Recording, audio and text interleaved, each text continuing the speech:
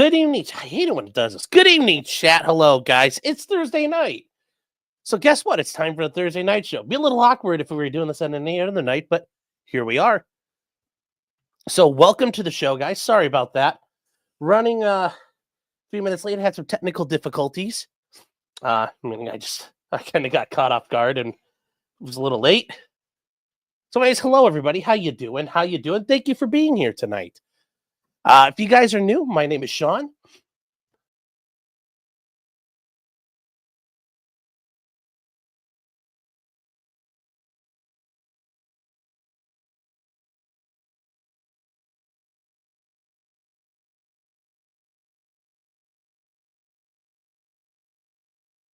Sorry about that. Sean, also known as Potentially Criminal. I'm an attorney in the Cleveland, Ohio area. And right now, I've got I'm still battling a massive issue of, I don't know if this is a sinus thing or some sort of flu or cold or what, but, it has kicked my butt these past couple of days. So,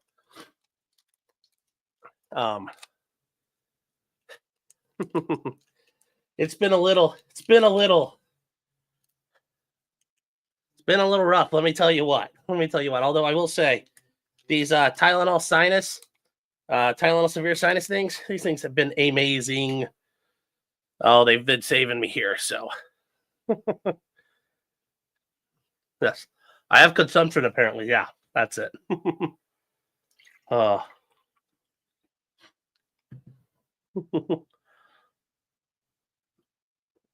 This is God's punishment for fraternizing with the anime fox. Well, we will be doing more stuff with Kirsha coming up. Getting through the rest of Brian Koberger. So that will be coming. So anyways, welcome to everybody. We got a lot to talk about tonight. Some of it's serious, some of it's funny, and then some of it's just I don't know. Some of it's just, it is what it is, I guess is what I'll say. That's how I'll phrase it. I mean, we're gonna talk about all kinds of stuff tonight, chat. I know there's the issue of Google being declared a monopoly through some of its actions. I'm not going to get to that because it's like a 100-page ruling. We don't have time for that. And we are going to touch on a case that has like a massive indictment in it, but we're only going to talk about the news stories about it just because it's just going to take too long. It's going to take too long. But we got a lot of interesting stuff to get to tonight. So we will get to that. We are live tonight on Rumble. We are live tonight on Twitter. And we are here on YouTube. And then last but not least, Locals. And if you guys don't know what Locals is basically Patreon, except it's a lot more fun, a lot more based. There really aren't as many rules. And I mean that. They don't really police you. As long as you're not displaying nudity, they don't care. And you're not Fed posting. You don't do Fed posting. But remember, Fed posting, that's my job. That's my job to Fed post. But if you join us over at potentiallycriminal.locals.com, you can become a member. It is free to join the community. You guys can post on the wall. I'll post on the wall. We can comment on things. You can tell me I'm cringe. Whatever it is you want to do, you can do that for free. If you wish to support me over there, you can for $3 a month. If you pay for 10 months, you get 2 months free. One of the positives for Locals is, well, they don't take as big a cut as YouTube does or Google does. One of the other things you get is access to the live shows. Sorry. We do 2 live shows a week. We do one every Monday night, 8:30, 9 o'clock. Then we go for a while. Then we do one every Thursday night. So after this show's over, guys, we go hang out there. And it's all the things we couldn't get to here, stuff we can't talk about here. Because YouTube does have rules on what you can show, what you can't show, what you can say, you can't say. So all that stuff we can't do here, we do over there. Also, I forgot to mention this, guys. This is free for everybody. We do have a Thursday night live chat where you guys can say whatever you want in there. And even if it's funny, if I can't say it, I'm not going to talk about it. But if it's something I could comment on or I could share, we definitely will mention it. If you guys are over there, you could put it in there and we'll talk about it. That's free for everybody. But if you want to watch the live shows, you will have to become a member and join. I think it's well worth I think it's well worth the value. I mean, be a little awkward if I didn't think so, but I do think it's worth the value. You guys can use a promo code WHIPIT, and you guys get 1 month free access. No obligation after that, although I'm sure once you sink your teeth into it, you're going to be hooked. So it's a potentiallycriminal.locals.com. Thank you guys for, hope you guys take a look at it. I think you're going to enjoy it. Have I made a nude of Letitia James and the new Shepherd? No, I did not. Truck Golfer, it's good to see you, man. It's good to see you. It's been a long time. Hope you're doing well, man. You're saying, let's say someone steals a muffin and you meet him at his house and demand $100 to not call the cops. Okay. What's the, is there more to it than that? Or are you just, I'm not sure that's the best strategy, but if you want to try it. And he gives you 40.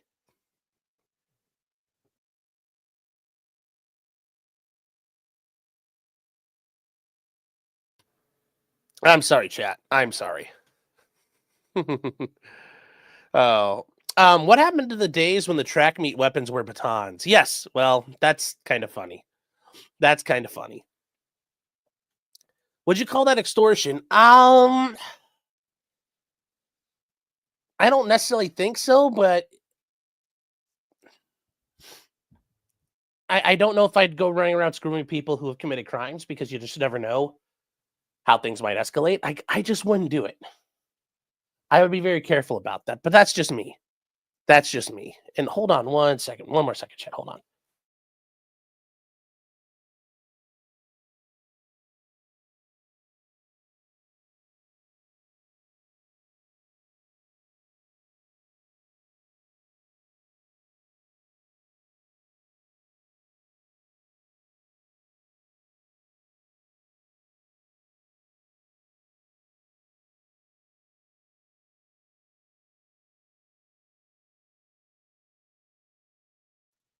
All right, guys. Sorry about that. We are back. Am I eating powdered donuts? No, I'm eating drywall. It's drywall dust. That's how it goes. We do late night renovations here. All right.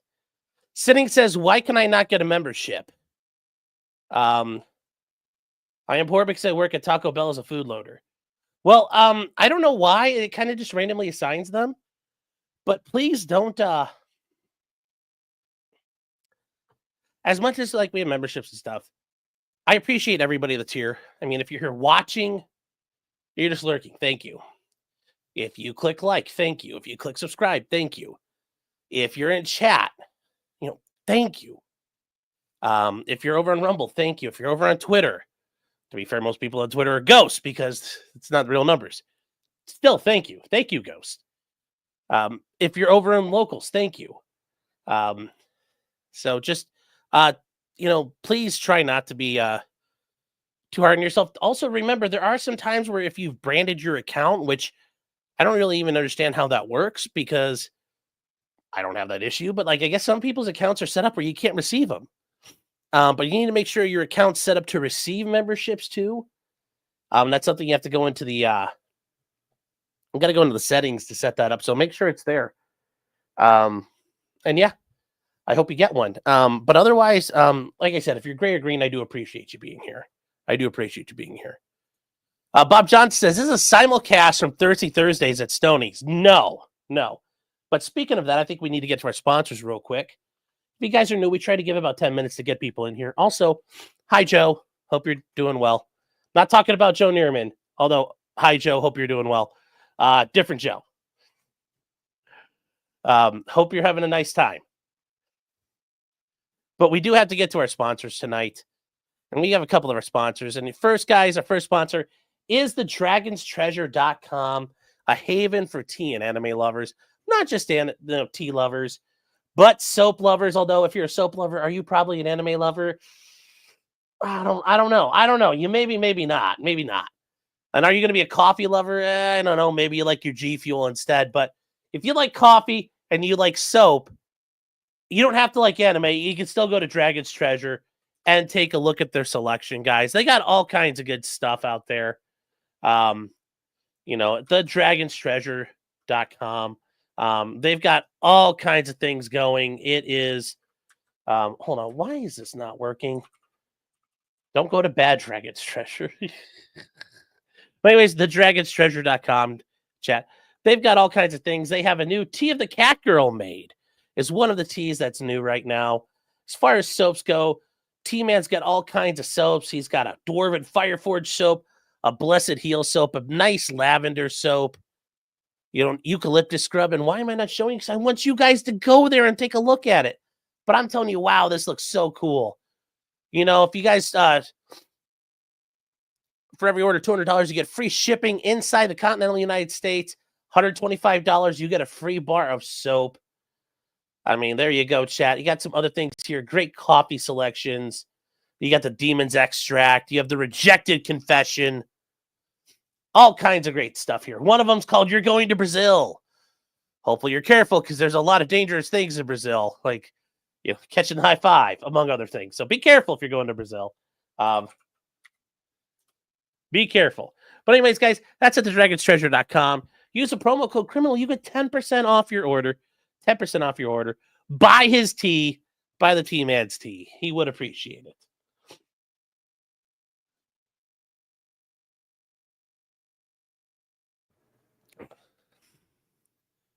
Oh. Sorry. Let me click on the wrong things here. Gets all panicky. Anyways, guys, our second tonight is MAF-arms.com. That's right, chat. MAF-arms.com. MAF Corporation. Guys know him as Matt LaRosse, Fudbusters. Guys, the premier wind chime dealer in all of South Central Florida. Go there, guys. They have their spooky rails are on sale right now. They're still got everything you need to get ready for spring. All kinds of wind chimes. They got wind chimes from Bulgaria right now. Brand new ones. They've got, your hitchhiker wind chimes. They have wind chimes for Austrian-based wind chimes. They have all kinds of stuff you can do right now for your wind chimes, and it's great stuff that's out there. So take advantage of it. Look them up. See if they got something you're interested in. It's all kinds of great things over there. Use the promo code POCTRIM for 10% off. Can you get a nunchaku wind chime? Well, I mean, they're wind chimes, so they're hanging on strings. I bet you could swing them around. But I don't know if you want to do that. We need a Matt emote in here. I'll work on that. So,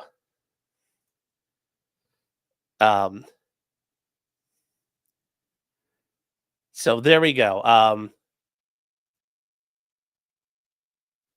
That is what you can do there, chat. And then finally, last but not least, Stoney's Bar and Grill, chat. That's right. Stoney's Bar and Grill at 158 East Broadway Street in Rockville, Minnesota, chat. That is the place to go. It is getting nice outside. They're still on their winter hours, chat. Remember, they open at noon tomorrow on Friday. Then Saturday and Sunday, they open at 10:30 a.m. So if you got your drinking on, you're going to have to hang tight. Remember, they are 1 week away from the first bike night of the season. It's getting that time, chat. It's getting that time for you to go out on that brand new patio out at Stoney's. And that means Aaron's coming back with Naked Twister. Just between us. Shh. Don't tell him. Don't tell him you know.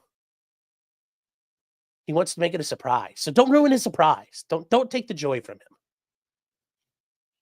Anyways, chat, Stoney's the home of the $2.50 cans, 4 to 8 every Thursday. Friday night, they got Grunge Box.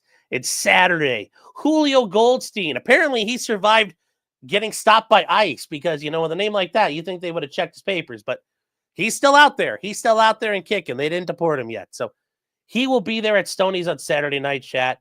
You guys could go out there. Stoney's, serving Minnesota as the premier biker bar for 30 years running. Oh. Sleazy saying, does MAF have 30s Austrian painter buzzsaw wind chimes, preferably in the 42 series? I don't know, but if you talk to them, they might be able to get you set up with that. They might even be able to set you up with the 34 model if you're interested, but I'm sure Matt can help you out source those parts. He's pretty resourceful. So let's see. All right, chat. I saw you guys a bunch of things here. We are going to get ready to get started. I guess we'll start off with the first thing. First thing you guys want to talk about. You know, chat, you guys know it's serious. It's very serious. I think we have to address it. It's the 500-pound gorilla in the room. Yeah, I know you guys were really wondering about what happened to these guys, these American guys who went to the Congo, tried to launch a coup and got arrested. I'm joking. We're going to talk about Nick Rekieta. We're going to talk about Nick Rekieta. Although you guys also might say, wait, some guys tried to go launch a coup in the Congo? That sounds pretty based. Well, that is one of the stories we'll get to, just not right now. That's going to be for later. But yes, some guys did try to go to the Congo and launch a coup and got indicted for it. So that is a story, but not right now. Not right now, chat. Yes, the guys tried to play Dogs of War in real life, and it didn't turn out the way they planned. So let's get on to Nick Rekieta. Guys, you remember Nick Rekieta? He is from Rekieta Law. You guys know him. You guys, if you're here, you know who he is. If you guys don't remember the stories, Nick Rekieta was kind of the toast of the town on the internet for a long time. Just, slaying it. And then things started kind of falling apart. And then they fell apart really fast. And then back in May of 2024, so about a little under 11 months ago, Nick had the infamous Coke stream where he was completely blasted. And then he showed up on stream partway through, just fresh off the slopes, and acted like a guy who was drunk who did a bunch of rails of Coke and did his thing. And then 2 days later, the local police raided his house and found 26 grams of cocaine. So Nick was charged with a couple of felony offenses. His wife, Kayla, was charged with a couple of felony offenses. I'm sorry, one felony offense each. They were also charged with misdemeanor offenses. That was also, at the time, April Imholt was charged. For a second, they cut her loose, and then they charge her again later. And if you guys remember April Imholt, she is the wife at the time of Aaron Imholt from the Steel Toe Morning Show, which is here on YouTube. April and Aaron, plus Nick and Kayla, formed this weird, they call themselves the Cover. And it was this weird polycule where they were swinging and, humping and bumping and snorting Coke and doing whatever. Well, eventually they kicked Aaron out because he wasn't cool enough anymore. So Aaron's like, fine, I quit. And, that said, though, when that happened, the bond between Nick and Aaron, even though it was separated, it never broke. You could still see that strand connecting them all the way across the heartland of Minnesota. They can't quit each other. That's another story for another day. As we go on, Nick was able to work out a deal where he ended up taking a plea to third-degree possession of drugs. And in response to that plea, he was able to throw himself on the grenade and save both his wife, Kayla, and at the time, his, paramour, his mistress, his Coco, April, from any further issues herself. Now, if you guys remember, as reading through the police reports and based on other information we have from other court hearings we were able to discern, shout out to MN Public Records for this, we learned the house basically looks like a refugee camp at the time. The kids weren't being well taken care of. And you're like, wow, a bunch of drug addicts not taking care of the kids that are living in a house, and it turns into a sty. Yeah, I know. It's nothing new. It's nothing new. Well, as those things progressed, we get through all of it, and Nick ended up taking a plea for both April and Kayla. So Nick is now set for sentencing. As part of Nick's plea, Nick is entering basically a deferred adjudication. It's a diversion, depending on where you are. In Ohio, it's called an intervention in lieu of conviction program. Basically, Nick is engaging in a program where if he stays clean and follows all court recommendations, treatment recommendations, and general terms of probation, he will not be convicted of this crime in the sense of the court will not sustain a conviction against him. Now, he has entered a plea of guilty, but the court will basically postpone finding him guilty and basically puts everything on pause. And Nick has a set amount of time to satisfy all the court's requirements. And then if he completes them, the court comes back and goes, Oh, okay. Hey, Nick, you did it. Great job. We'll throw this out. On the other hand, if Nick doesn't complete it, the court could bring him back in and say, you know what, Nick? We're not going to give you another chance. We're going to hit play. And they hit play. And they say, you already previously pled guilty. We now find you guilty. You are guilty. We'll move on to felony sentencing. So that's what Nick is facing. The idea is, and I know people are like, oh my God, he's going to get this thing. He's a first-time offender. It's what he should get. It's how this should go. I know a lot of you want him to go make license plates for 30 years. You know, it's not how it should go. That's not how I want it to go. He's going to get this program. He's going to get into it. You know, and hope he completes it. Hope he completes it. Now, this is all set for tomorrow, chat. His sentencing is set for tomorrow. As far as I know, I don't think there's any Zoom links. God forbid if any of you find him out there, don't be a retard and go in there and shit up the courtroom. We don't need that. Nobody needs that. You know, don't make this any more. Don't increase the retardation, please, chat. Don't do that. Don't be that guy. Don't be that guy. We really don't need that. We've had the other hearings, April's hearing, for example, where the guy goes on there, starts fighting with the judge and acting like an asshole. We just don't need that stuff. We don't need it, okay? So just don't be that guy. Don't be that guy. Now, somebody said, is there going to be drug testing required? Oh, Gene, 100% there will be drug testing required. It's going to be part of his treatment. Now, what happened in response to his sentencing coming up? Well, his attorney filed what's called a sentencing memorandum. And this is not uncommon. You're basically trying to tell the judge, look, judge, here's what we need to do. Here's what we want. Here's why we support that. So Nick's attorney, Frank White, so known as the Barnes Walker, did file a motion. And we're going to go through that first. So, but your First Amendment, yeah. All right. So this is not uncommon. I actually have a couple of cases coming up where I will be writing a sentencing memorandum. I don't always have to. You don't have to do it. If it's an issue where you really want to make sure the court is aware of things, you can do this. Now, in Nick's situation, there's also a pre-sentence investigation report that was completed. And that was performed by the probation department. They're the ones in charge of supervising people. And the PSI is basically for the court to figure out, what do I do with you? Because all the judge has, really at this point, he has a file. And in that file are a couple pieces of paper.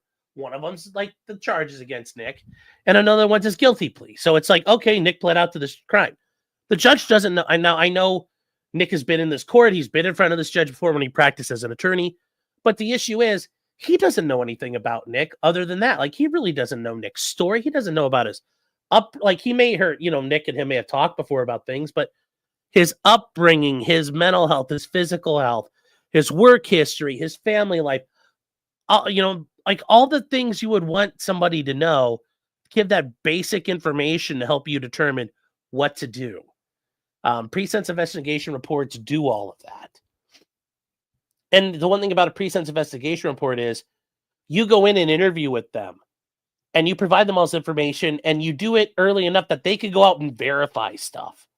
So you're not just walking to court saying, hey, Your Honor, I'm all this, I'm all that. And the judge has to go, are you bullshitting me or not? No, he can say, oh, well, the probation department checked this out. Yep, you're good. Everything here checks out. Cool. So that's what it does there. That's what that does. Now, from here, what are we looking at, though? This is kind of like an additional thing.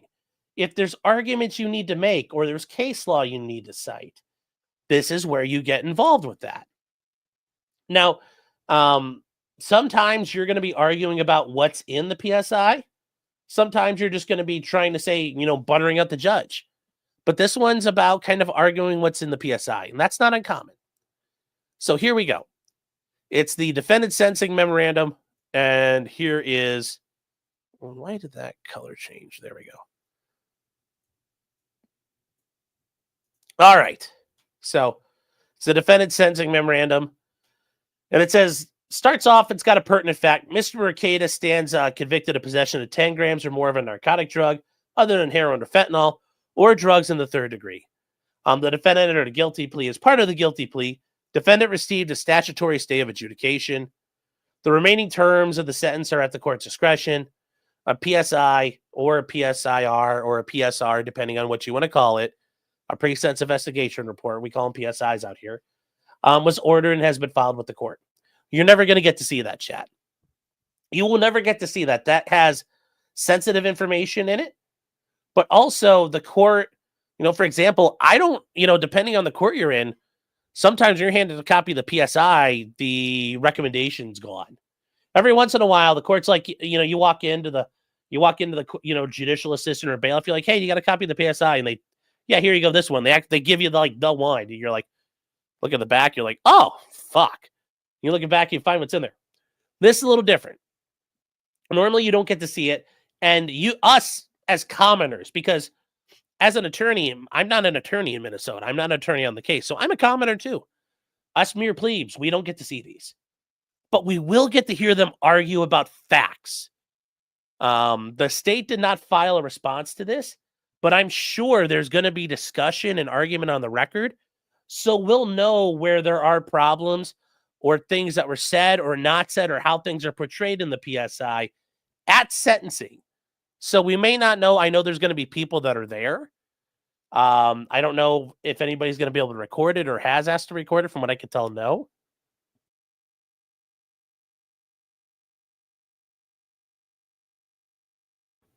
But we will learn from the transcript of the hearing, because the transcripts have been generated, what happened. So it's going to take a little while. So anyways, we get to the argument. And here he says the PSI notes that Nick falls in the low-risk category for general recidivism. Yeah, and it's true. It's true. He has no criminal history. He's led a generally law-abiding life. Normally, people with this kind of drugs, they usually have other things going on, so the recidivism rates might be higher. I thought it was interesting that apparently Minnesota does not use the Ohio risk assessment system. And that's something that was developed by a couple of universities here in Ohio, along with the Department of Corrections, to help assess the risk scores of people as trying to help them figure out how to handle them and help them adjust with probation or parole. So apparently they don't use it. And a lot of states do use it nowadays. This is where things start to look like a bit of an issue here. This is something, and it says the defendant will need to demonstrate positive pro-social adjustment, meaning he's going to have to start making proper life choices, better decisions in the following areas in order to reduce the potential for recidivism: leisure, recreation, and drugs/alcohol. Okay. Well, what does that mean? They have serious concerns about Nick. That will he be able to make a proper pro-social adjustment? Will he change how he thinks and change how he addresses things?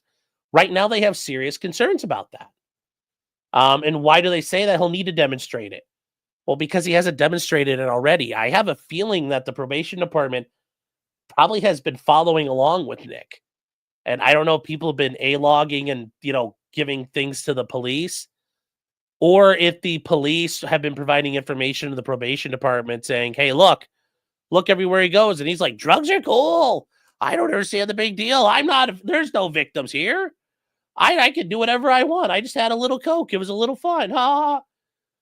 I don't know if that happened, or maybe he went in there and said all of that. I don't know. Maybe he didn't do a good job selling things to them.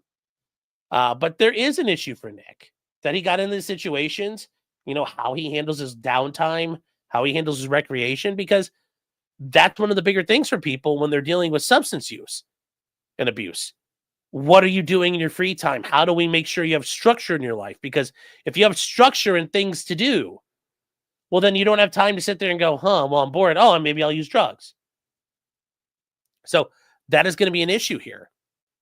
And it's interesting that Nick's attorney cites this right off the bat. And it's like, that's a pretty big condemnation. It says, anyway, the PSI notes the conditions, programming, and interventions contained in the recommendations of this report are meant to aid the subject in successfully addressing those areas while promoting public safety. Yeah. Yeah, they want to help Nick come up with different plans. The idea of probation is we want to give you the tools so you can think properly, address things properly, and you never come back. That is actually the goal, believe it or not. They don't ever want you to come back. They want you to succeed and live a law-abiding life. And then he goes on to say, additionally, they talk about that. He goes on to cite some other things here, but this is where we get to the recommendations. So the PSI recommends that Nick serve 30 days jail, gets credit for 2 days served from his initial arrest, which is interesting because normally when you have to serve a sentence on top of that, you just have 30 days, and then when you're done, you get a total of 32 served. And he says, however, this recommendation is not borne out by any specific facts in the PSI. Now, here's the thing. I don't know if that's true because remember, this is the guy who filed that retarded Franks motion. I don't know what is going on here. Maybe White's telling the truth. Maybe White's misreading it. I don't know. I really don't know. Now, I do understand, and you guys should understand, his job is to fight this.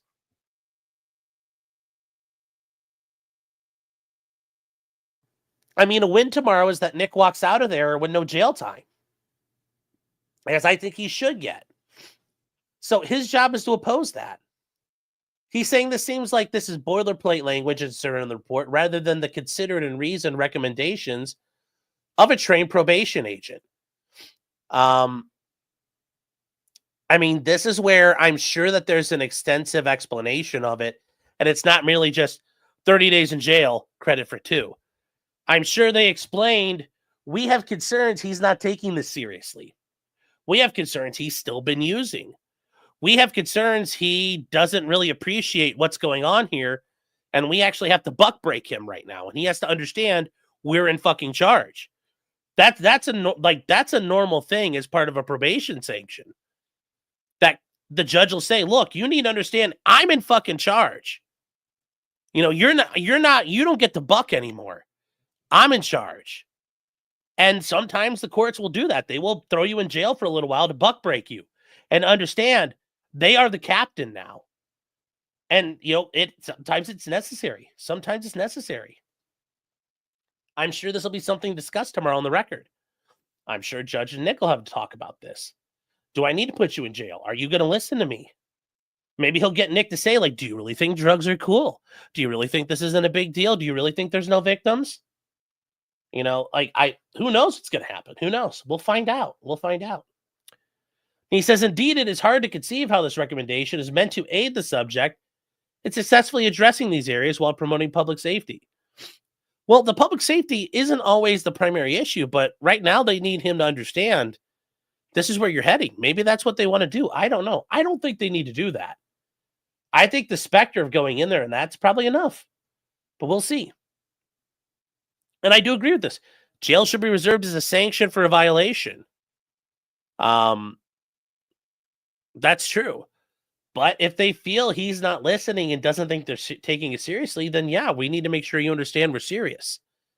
Now, this part here, not as a workaround by the state for the stay of adjudication. Well, that's his way of saying this is just the state crying that they can't put him in jail. It's like, I don't think so. I don't think so. Now, they also complain about the length of probation, and that's something also to go forward on, saying, like, we don't need to be on probation forever. The PSI recommends a term of 5 years. That's a long time. In Ohio, that's actually the longest time you could be on probation. Although in Ohio, for a felony or misdemeanor, you could be on probation for 5 years. Think about that. I could commit manslaughter and get 5 years probation. I could get disorderly conduct and get 5 years probation. I've never heard of anybody in 5 years of probation for disorderly conduct, but that's the maximum amount of time. In some states, you can have probation for like ever. Now they say, again, no facts in the PSI support the recommended length. I don't know if, once again, it's hard to tell because, like, based on what we've seen out of Frank White, like, is this true? Like, I don't know. I don't think so. Who knows? Who knows? Instead, the recommendation appears wholly conclusory. I don't think it's wholly conclusory. I'm sure they've got some explanation for it. I mean, I understand you can't just come out and say, "Oh my God, they think Nick's a fucking spaz and they got to do something about it." But I don't think it's wholly conclusory. Similarly, it is hard to conceive how this recommendation is meant to aid the subject in addressing those areas. Well, we'll see. We'll see. He does go on to further point out that the court can defer further proceedings and place a person on probation upon reasonable conditions as it may require, not to exceed the maximum sentence provided for the violation. Now, he says, and this is where I'm a little concerned by how the white's arguing this, and maybe he could argue differently and make a little more sense. The recommended deferral period in this case is 21 months. It would defy logic and both common sense to defer adjudication for 21 months while placing Nick on probation for a period of 60 months. I'm sure that they want to put him on deferred adjudication for 60 months as well.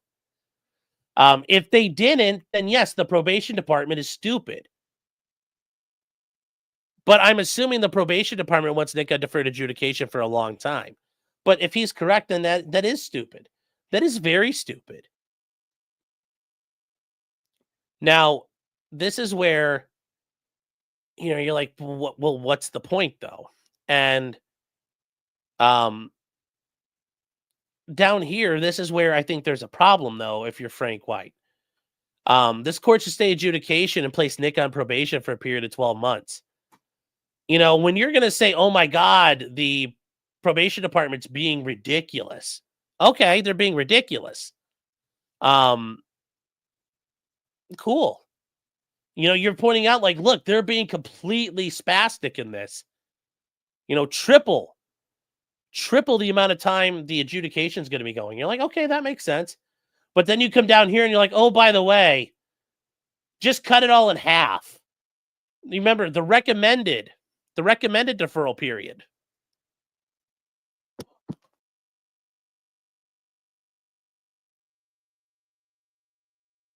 It's 21 months. The recommended period is 21 months. And you're like, you know what, Judge? Instead of that, they're tripling it. They're being ridiculous. But we're being reasonable. We just want you to cut it in half. That when you make these arguments to a court, you have to be careful, because if you make a ridiculous argument, chat, you're gonna, like, the court's gonna just discount it. And I think this is a bit ridiculous. They had a very good point here. You're asking for way too much time. You should say, well, stick around the 21 months. If 21 months is the typical time, then say like 18 months. You know what? You'll probably get 18 months. And here's the thing. A year from now, when it's a year in, 12 months in, maybe you can get an early termination. The court will agree. Wow, Nick, you're doing great. Terminated early. Completed. Congratulations.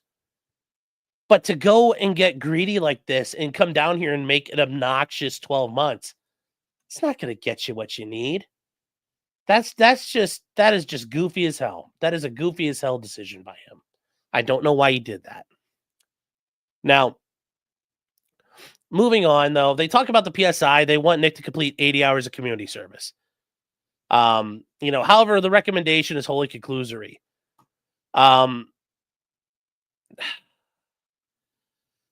You're really going to start trying to jerk around over 80 hours of community service. I get it if this was like an OVI or some misdemeanor offense, but this is like a felony he could face up to 20 years in prison on. And you're going to sit here and pitch a bitch about 80 hours of community service. Like, I would just kind of take that one and deal with it. I mean, that I get you're going to argue about it, but it's like, I'd make more of an effort to argue about other things. Like the probation department being ridiculous in their time of supervision they want. That would be the thing I'd argue about. I'd spend time arguing about the 30 days in jail. 80 hours of community service, like what? Just go fucking pick up some cans, man. Like that. There's places you fight your battles, but fighting every battle here, I don't think helps you. If you're fighting every battle at once, you're not going to be able to fight all of them at the same intensity that you need to. You have to divide your efforts. Okay, well, if you consolidate and focus on a handful of battles, you can focus your efforts. Fighting everything, I think, is a dumb idea. So, but yes, it's hard to conceive how this recommendation is meant to aid the public in successfully addressing those areas. Well, part of the purposes and principles of felony sentencing is to rehabilitate the offender.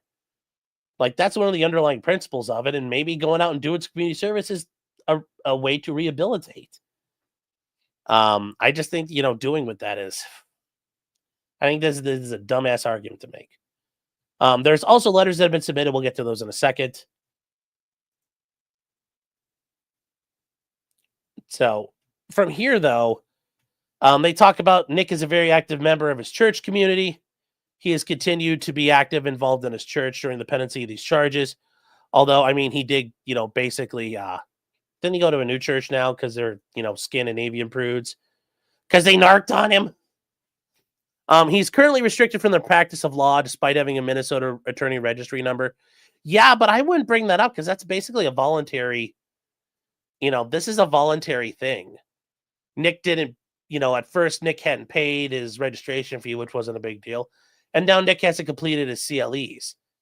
I don't know why this is included here because the Minnesota bar has not officially stopped him. He stopped himself. So I'm not sure why that's in here. I don't know.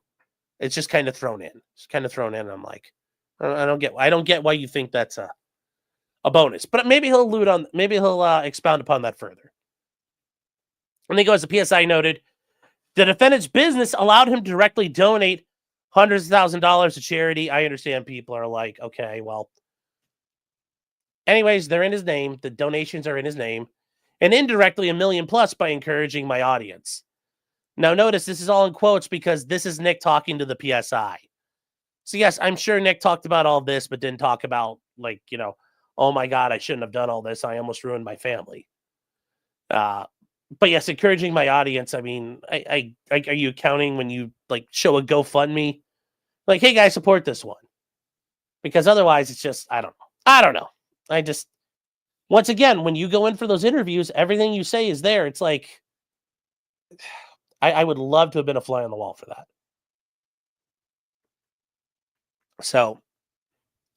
So anyways, he makes the argument that the Kandiyohi County Community Corrections have failed to deliver to this court an adequate PSI.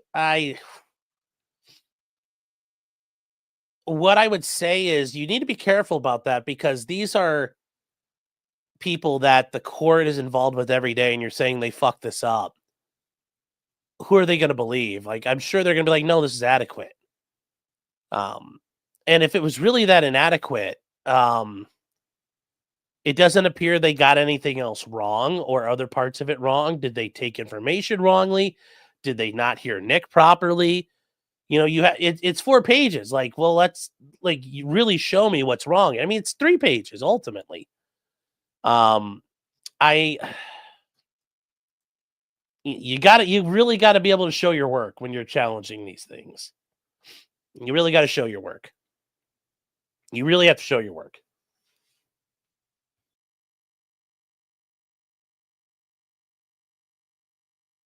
Now, from here, there were letters sent in. I'm not going to read all these letters. I'm not reading them word for word. But the first one is, and this is the one I'll say is the best. And I'll say it for a couple different reasons. This is the one from Megan Fox. If you guys remember Megan Fox, she's been on Nick's show a bunch of times. She is the journalist, did work for PJ Media. I don't know if she still does, but she has before. But she talks about this, and she goes through here, and she talks about what Nick's done, all of his highs. And there's nothing wrong when you send in a letter for somebody talking about all the good stuff. You could talk about all the good that are things that are going on there, all the things like this. But then you also do talk about all the bad. You have to talk about the bad stuff. You can't just sit there and say, Judge, oh my God, he's so good. He's, there's nothing wrong with him because obviously there is, he's here. And she does address the problems. And she doesn't, I understand like trying to say like, okay, well, he can get through them. That's our,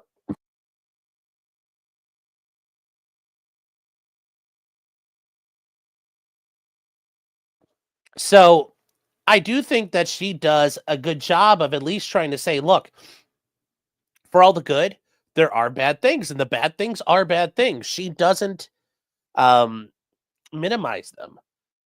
Now, that's part of what happens when you have families involved in this. So from here, she talks about like how all the stuff worked really well. Nick Rose and gained notoriety. Okay. But then she says like a vast majority of lawyers.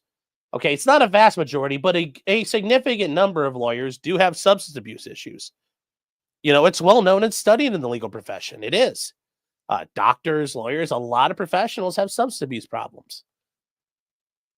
Yes, it's widely known, and all the bar associations have substance abuse programs. They do. The stress, and now this is where it's like the stress of quickly attain fame and fortune is often a catalyst for substance abuse. Yeah, but I don't think that was Nick's problem. I think he's got some other issues there. His meteoric rise no doubt played a role. I mean, like maybe, but like I said, a lot of this stuff was probably underlying. Now, this is where like she points out once again, she's pointing out the bad, but you have to point out the bad. Nick acknowledged he broke the law. Yeah.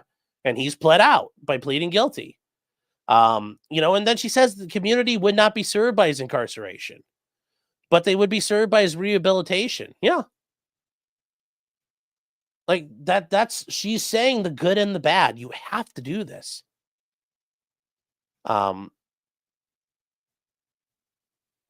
She focuses on, and then she can say, like, here's all the stuff Nick does. And now I understand a lot of you out there probably disagree with this, and that's fine. But at least she's giving a properly and well-reasoned argument from her perspective. So I think she's doing it the right way. If I had a client and somebody wrote me a letter, I'd want it to be something like this, where you acknowledge the good, but you also acknowledge the bad. Because you have to. Because if you're just saying, oh my gosh, this person's good, well, it looks like you don't know them or you're lying about them.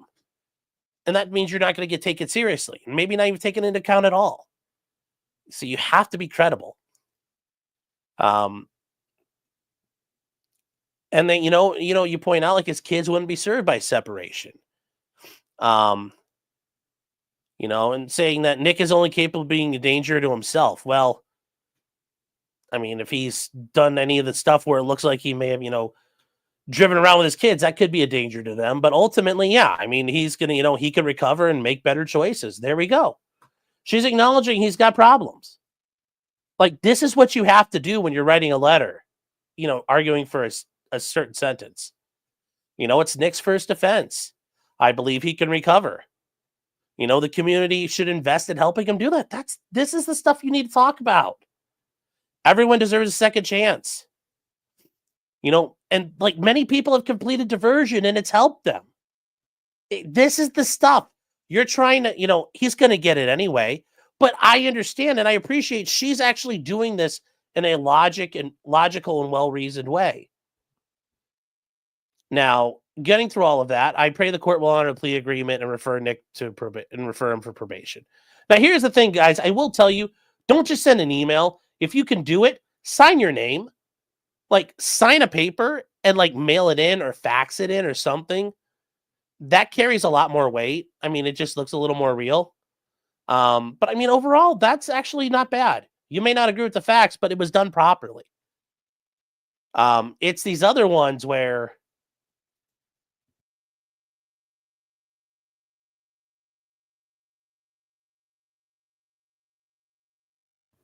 It's these other ones where there's some issues. It's these other ones where there's some issues here. I mean, it's these other two. And the other two are, I think the problems are worse because you're like, given who these people are. And you're just like, wait, why?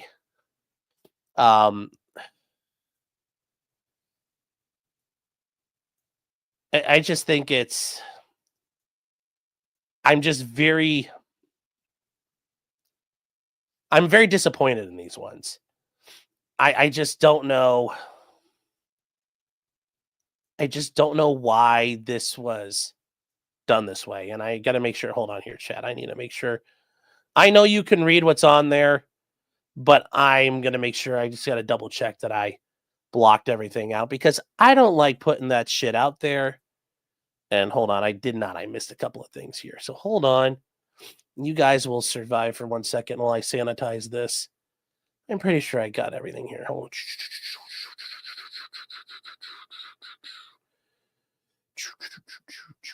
on, chat. 1 second.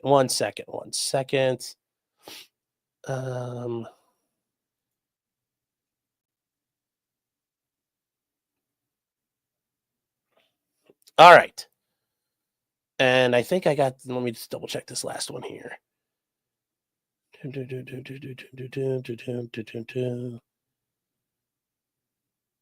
Yep, here we go. All right, we're going back to it, chat. I'm sorry. Had to make sure we were set. So here is the one from Nick's dad. And I guess I'm a little...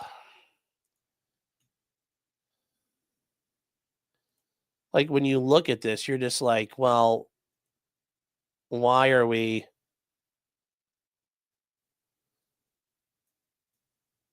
Why are we doing it this way? And I'm very... Your Honor! And then I think this is a boomer thing, but the double spacing paragraphs is a little weird. So I'm writing today to put in some good words for Nick and Kayla. And oftentimes, such as this, the bad is amplified and the good goes under the radar. Okay. And that's fine, but you have to talk about the bad. And instead, we just get the good. So he says, first and foremost, I want to sing their praises of parents. As has been evident through this entire time before, the kids have been thriving. I don't know if that's going to sit well with the court. I mean, they had to be removed from the home. Like, were they really thriving when they were living in the refugee camp? I don't know. That's just me. They are healthy, smart, and engaged, talented, polite, active, and participatory in their church and other activities. Yeah, I'm sure that part's true. The one who goes full-time to school, this is his junior year as a straight A student, a member of National Honor Society. Yeah, I was in that too. And you guys might say, wow, your school is very generous, Sean. They let an idiot like you in. I know. It keeps up appearances that they care. The other kids go to part-time, is also straight A student. They're in drama and band and choir. Some of them are taking Spanish classes, and except for one of them, the others are all homeschooled and go to some degree in advancing well. One of them was homeschooled, and the second oldest was until he was sophomore year. He also plays JV and varsity soccer. And while he's the smallest on the varsity team, he has one of the biggest hearts and always gives his best. Okay, cool. Great news about the kids. Except this part here. It's like, I don't, once again, you can kind of tell people things, but be careful you're not bullshitting people. Be careful you're not bullshitting anyone, especially a judge. Judges don't like getting bullshitted. All the kids take piano lessons. Okay. Where do we get to Nick and Kayla here? They take 4 disciplines. That's a lot of shit for kids to do. These are extracurricular. With all these activities, both in and out of school, Nick and Kayla provide yeoman's work getting them to and from school sports and activities.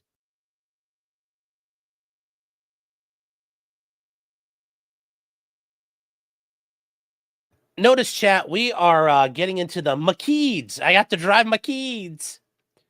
There were times we did a lot of driving when they were separated from the kids, and we'd be putting in 100+ miles some days. I'm sure they did. 5 kids is a lot to do. Every time we heard Christy Barber, and she is from the Children's Services case, speak of the kids, yeah, she marveled at their intelligence, their talent, their engagement, and politeness. I'm sure, because she say, wow, normally when parents are complete, disasters, the kids are white trash too.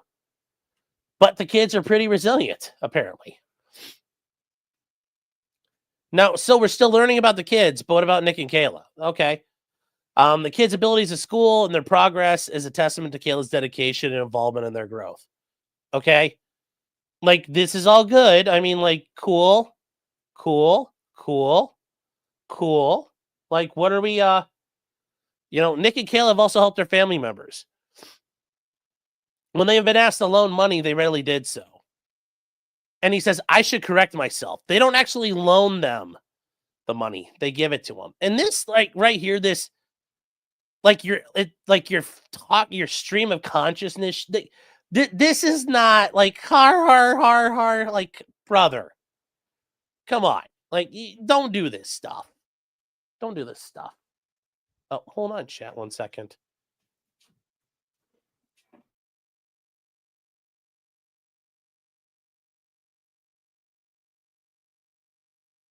And we have a guest with us right now as we're doing this. But yeah, like, we're doing this as a, oh, well, and this is Clyde, if you're new, chat. He's a good boy. He doesn't live in the bathroom. But this is just, you're not endearing yourself to me at this point. They never asked for repayment. And you know what, to be fair, when you lend money to family, you should presume it's a gift. Because when you start owing family and family members owing money and stuff, that's when shit goes sideways. So yeah, if you give money to a family member, presume it's a gift. That they pay you back, awesome. If they don't, it's a gift. If you give it to them as a loan and then they don't pay it back, well, that's bad. It never ends well. So don't ever really loan money to family. It's always easier to treat it like a gift.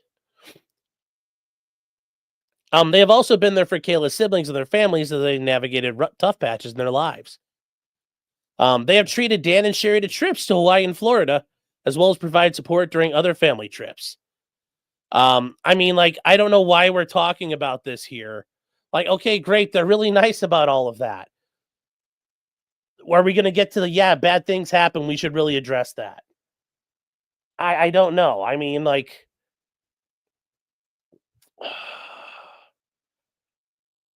I don't know. It just sounds like, Nick's broke ass in-laws. Look, they help him out all the time. Like the super chats. When the in-laws were broke as fuck, Nick comes sweeping in to help. It's like, I don't know if this is really gonna. You've got to remember your audience, buddy. During a family camp at Lake Beauty Bible Camp, Lake Beauty. Hopefully, it's nice. If it's really not, that'd be a very big false advertising. Nick and Kayla rent one large big cabin and invite everyone to stay. Okay. And then a couple years ago, when the church was short of money and they needed parents to be responsible to provide costumes in the school play, Nick and Kayla anonymously stepped up and provided the funds so that no one had to pay. That's right, chat. When the peasants need help, Nick and Kayla are there. When the poor hath cried, Caesar hath wept. Nick and Kayla also make regular supporters in the Make-A-Wish, Minnesota, and the Minnesota Zoo. Once again, chat, I know a lot of you are going to say, well, where's that money coming from? Regardless, their names are on the donations. Okay, so, like, once again, cool. They're doing great stuff. What about the cocaine? It's either else like, what about the cocaine? They talk about being active in their church community. I mean, I don't know really, like, remember all those Scandinavian incels? The prudes? But they talk about the kids going to Wednesday night activities at their church every week and go to Bible study on Sundays. And they have other kinds of church stuff. Nothing wrong with that. Actually, good stuff. By the way, happy Holy Week, everybody. Happy Easter coming up. So, spoiler alert, he rises again on Sunday. So, just getting it out there. They have participated in overnight weekends and Christian-themed outings. And they've gone through all that stuff there, and they've done really well. When Nick went to law school, he had to drive to William Mitchell twice a week. He'd drive to class on Monday. They have a house that's a little closer. He'd spend the night there and drive to class on Tuesday and drive all the way back home after that. He would repeat the same drive for his Thursday class. All the while, Kayla supported him by holding down the fort at home with the kids. Their dedication to getting him through school was impressive, and it made us proud when he passed the bar in his first attempt, which, once again, not everybody does, and was subsequently sworn in.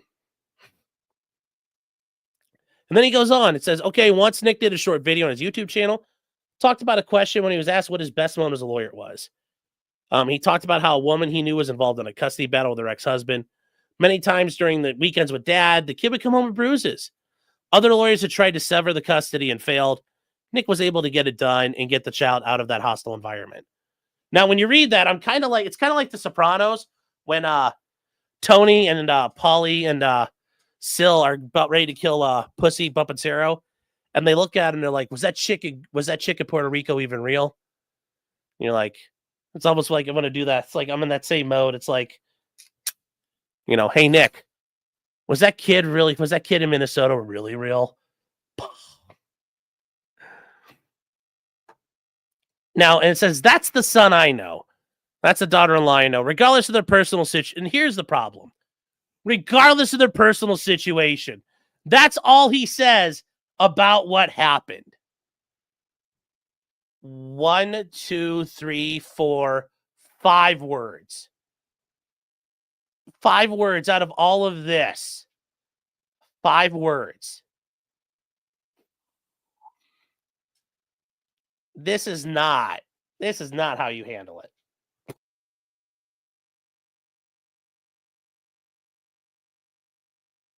I don't know. Not even my son has stumbled and he made a misstep, but he's held himself accountable. He's taken responsibility. He's trying to get back on the right track for his family. And he is thankful every day that he hasn't lost them or suffered a setback or a mistake that can't be undone. Like nothing like that is here. This is all just, oh my gosh, they're great people. It's like, okay. I mean, to be fair, though, we saw how his dad kind of swept and handled things during the CPS case, but it's like, Jesus Christ, man. Even now, I mean, this is like when somebody gets arrested for a crime and his mom's like, he's just a nice boy. He didn't do nothing wrong. He wants to play with computers. He's an aspiring rapper, or he wants to be a doctor. It's like, okay, but I mean, this is like, he didn't do nothing wrong. It's like, yeah. So, hold on, chat 1 second here. Clyde, why can't you get out the door, Bubba? Hold on, Clyde. I got you, buddy.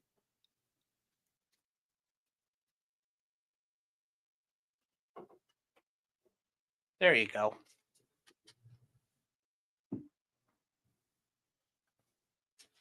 Clyde's like, the door's open, and he's like just staring at it, and then he looks at me. He's like, fat man, open the door more. And I'm like, you're a nice little skinny dog. The door is wide. And he's like, I demand it all the way open. And I'm like, what are you going to do? What are you going to do? Are we going to get a rare Laney appearance? I don't know. That's up to 2.0. She's the Laney Wrangler. So, yeah. Anyway, that was not a good one. And then this one here is from Kayla. She talks about writing today regarding Nick's case number. At least that's in there, so you can figure out what's going on here. There's a lot of information about him out there due to his internet presence. Well, I mean, that's the only reason why we know anything about Nick. Had he not been on the internet, nobody would have ever heard about this case. I think it might be beneficial to hear from someone who knows the actual man and not just a character from a show. Now, this actually starts off very well. It's almost like somebody who has a creative writing degree wrote this. Shh, chat, why would you say such? No, chat. Don't say such things. No. Do not say that. Nick has been my best friend, life partner, husband for the past 20 years. And that's true. They've been married for a very long time. He is a father of 5 children. He has been the kind of man who will stop what he's working on personally to help the people around him who are struggling. When our nanny quit in the middle of the school year, he became one of our main drivers. Once again, chat, we're getting to driving my kids. It's like, okay, he's a driver. He's driving his kids. Like, I mean, this is not storming a machine gun nest at Point du Hoc. This is like, everybody's got kids. Everybody takes their kids to stuff. My mom and dad hauled me and my 2 siblings. They hauled our dumbasses around everywhere. Like,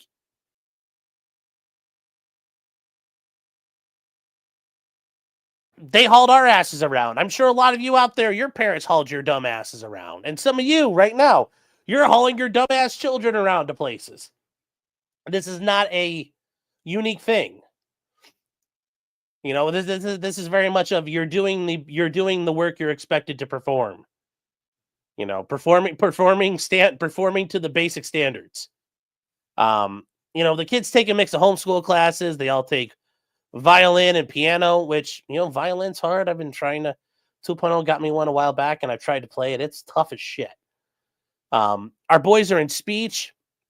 And when you guys say that, I think they mean the like debating and public speaking, not the they have trouble with like their S's, which like I had that problem as a kid, which is funny because your name's Sean and you can't do S very well. It's like God was like, I'm going to give him a little bit of irony in his life. Two of the kids play soccer. The girls take dance classes, and the kids all do church activities.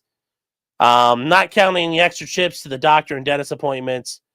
We leave our house and drive to kids' activities 4 to 12 times a day, depending on the day. There are even days where 2 drivers are necessary at the same time to bring different kids to different places. Yeah. My parents had that issue too. Nick has been my rock, giving kids all the opportunities they can have, and that's awesome. They're giving the kids all the opportunities they can have. I cannot raise our kids without the same diligence without him. You know, in addition to helping me with the endless driving, he's our main chef. He cooks almost all of our meals, including the 11 p.m. request for a 17-year-old. It's fun to watch his skills and creativity come out in his dishes. Well, okay. I mean, like so far, great, cool. He's awesome sauce. Great, good stuff. Okay, the children and I are not the only people who have benefited from his generous heart. Okay.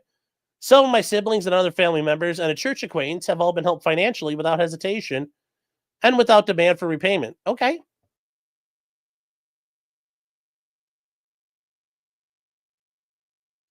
You know, his online presence helps other people raise money that was needed in their lives or problems.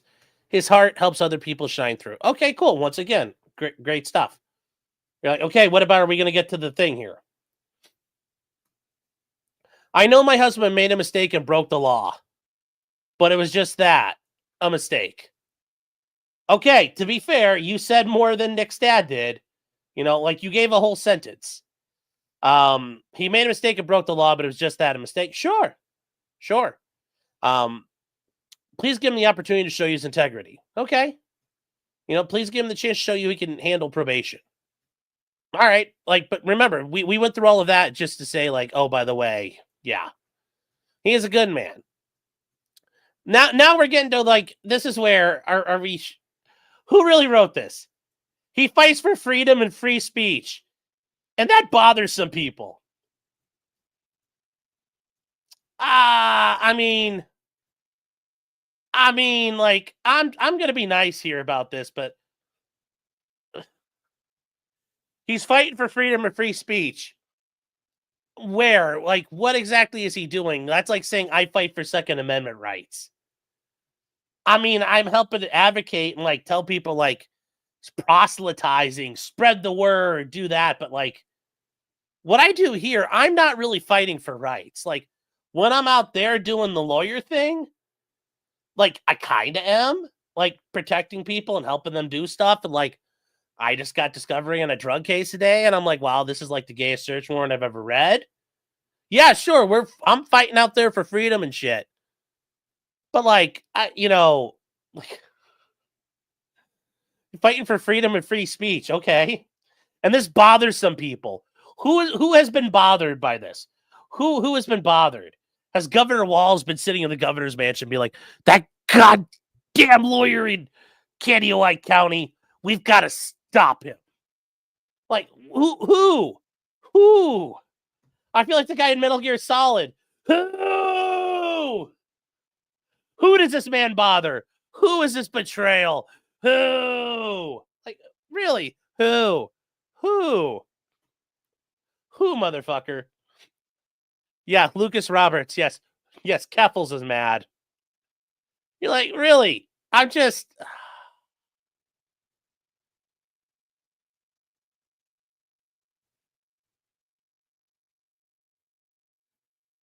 I'm just. No, Bush is like, yeah, no, you're like, no, Sean, wait. He was advocating for free speed. Can you imagine somebody like Nick taking PCP? Like, oh God, that would be dangerous. They are trying to take away his voice. Like, are we talking about like they as in like Gabe Hoffman? Gabe, I mean, I email Gabe every once in a while on things, and Gabe's never been like, "Yo, we want to silence Nick." Just heads up. He didn't come. He didn't come to me and say, "Hey, we just had a Mossad team meeting. We're silencing Nick today." Like, who is they? Who are they? They're trying to take away his voice. Who? Who? I mean, like, it's like something Nelson Mandela would say. Don't put me on Robin's Island. That way I won't be able to speak again. Like, who is taking away his voice? Please do not let them. I don't think the judge would ever be able to restrict his ability to, to stream or generate content. So this is, guys, when I said last night, like briefly looking at this, it looked like something you'd write when you're in Hezbollah custody. I mean, this is what it kind of seems like. Like, I think Nick wrote this up, like, sign here, please. She's like, okay, what is it? Oh, it's a letter. Don't worry about it. And send it in. I'm like, this just, remember, guys, you've got to like not sound like you're full of shit when you do this. Like, this is a big deal. I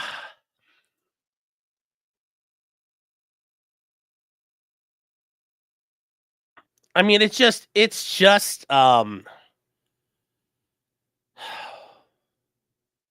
Gabe Hoffman's a good guy. Yes. Gabe doesn't trust the Goyim. Oh, I don't know.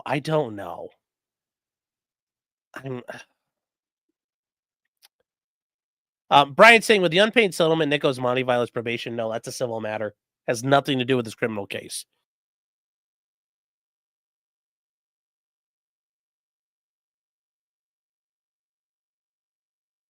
There we go. The pill really starting to cough up stuff with the Mucinex in there. And those. No, that has nothing to do with the Monty case. Has nothing to do with this. So, chat. That's why I brought up the Megan Fox one first, because you can see there are differences in what you can do. There's ways you can go about this. It's just like Boondock Saints. You got good shooting and shitty shooting. With like there are good ways to write a letter, and there are bad ways to write a letter. Take note. Learn from other people. Let them be the lessons for you. You know, look at all those crashing and burning airplanes at the end of the runway and go, huh, I shouldn't do what those guys did. I'll do something different. So, yeah, I wouldn't do all that. Thomas Patrick, yes, Nick's going to walk away screaming, I am not suicidal. I am not suicidal. It's fully a Jesse Smollett. Oh. So, once again, I will say, once again, you can lock it in, chat, record this. He is not going to go to jail. He shouldn't go to jail. He's going to get on the deferred adjudication. It's probably going to be like a 2-year plan, 21 months. And we'll see how it goes. But that is still my maintaining what's going to happen here. So, Kayla's letter is the one time Nick got to use his creative writing degree. Oh my God. Oh my God. Oh, I'm going to lose that $20 bet. It's not $20. It's 20 pounds. So yes, losing 20 pounds in more than one way would not be bad for me. Skeleton Bit says the casino's in shambles. Yes. Total casino death. Oh. Okay. All right. Real quick, guys. We've got jail is for sobriety. Yes. Yes. Name of some sources. I can't wait to see Sean eat crow again. I mean, I'm willing to eat it. I'm willing to eat crow on the idea that the court will not send a man to jail, and that I don't think is necessary. And I don't want to be like, if I'm wrong, fine, but that means somebody's in jail and they shouldn't be in jail. Like, you know, like I'll eat my crow chicken tendies then. I mean, like, you know, do I look like I would turn down, you know, some crow chicken tendies? No. So, all right, guys, real quick, because we got a bunch of these. We got to get them here because I know some people joined in. Debbie O gifted 5 subs. She gifted 5 more. That's 10, chat. That's 10 subs. Debbie, thank you for that support and your generosity. Unhung Hero gifted 5 subs. And we got some big numbers out there, chat. Shredder S 07. That's right, chat. 07's in the chat with 15 total subs. Coming in strong. American Dreamer with 5 subs. Unhung Hero with 5 more.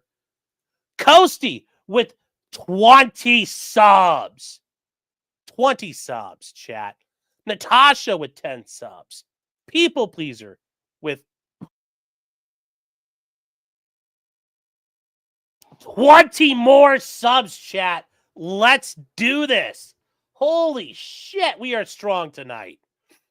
Future Mrs. Martin 2.0, Mon Chéri, the love of my life, chat. With 20 more subs. Playing with the house money tonight, chat. And then Obscene oh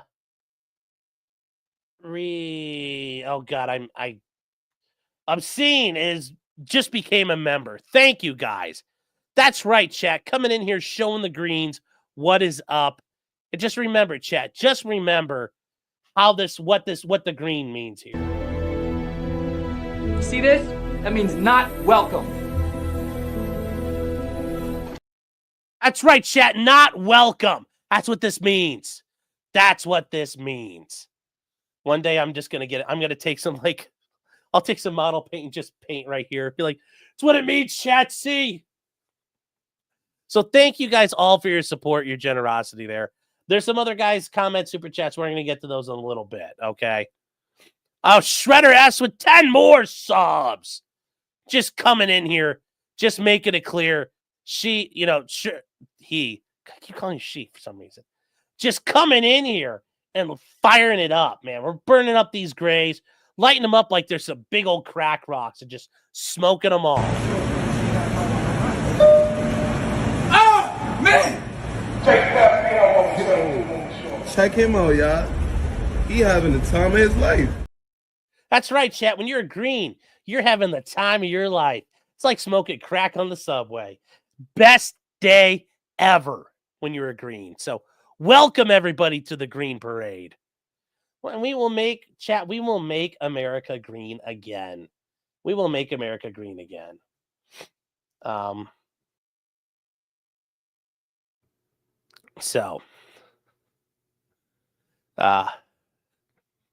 Bert Kovic says, you know what they say about drugs? You're not addicted till you've sucked a dick for it. I mean, yeah, that is definitely, as Bob Saget once told us, you know, suck a dick for coke is definitely, that's definitely a sign. So,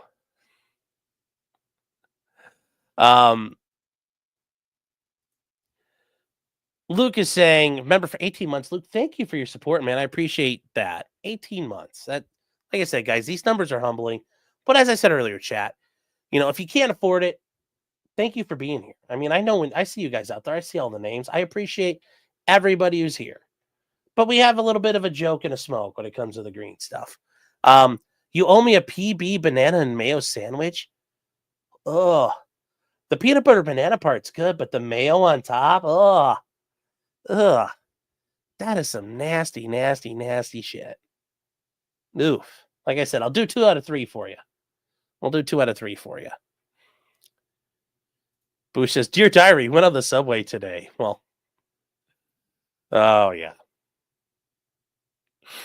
I'm being gay again. Well, am I not being gay? I'm just saying. So, all right, let's move on from here, chat. We got other stuff to talk about. We've got other things, so let's chug on here. Moving on, we got kind of the big stuff that happened. Karmelo Anthony, chat.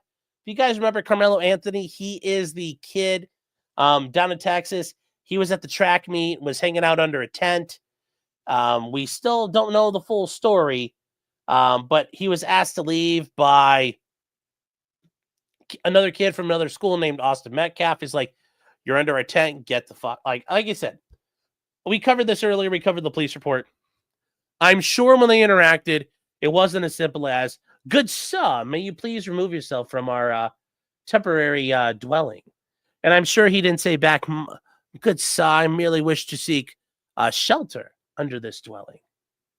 You know, please, sir, I mean you no harm. Not like the beginning of a Romeo and Juliet. Do you bite your thumb at us, sir? I'm sure it wasn't like that. I'm sure it was a lot of, move and fuck, and things got escalated. And ended up with Carmelo sticking a blade in the chest of Austin Metcalf, killing him. Carmelo Anthony has been facing now initially charged with murder. He has not had any additional charges this time. It's still being investigated. He was being held on a $1 million bond. Well, there has been some updates. He was released on bond. He did have a bond hearing. And his bond hearing, I know a lot of people were freaking out about this, but his $1 million bond was lowered. So what happened? Well, he's charged with murder right now. And because he's 17, he's considered an adult in Texas in criminal proceedings. So, and this, remember, if you guys don't remember, this occurred on April 2nd at a track meet there. So what happened? Well, he was given a lower bond.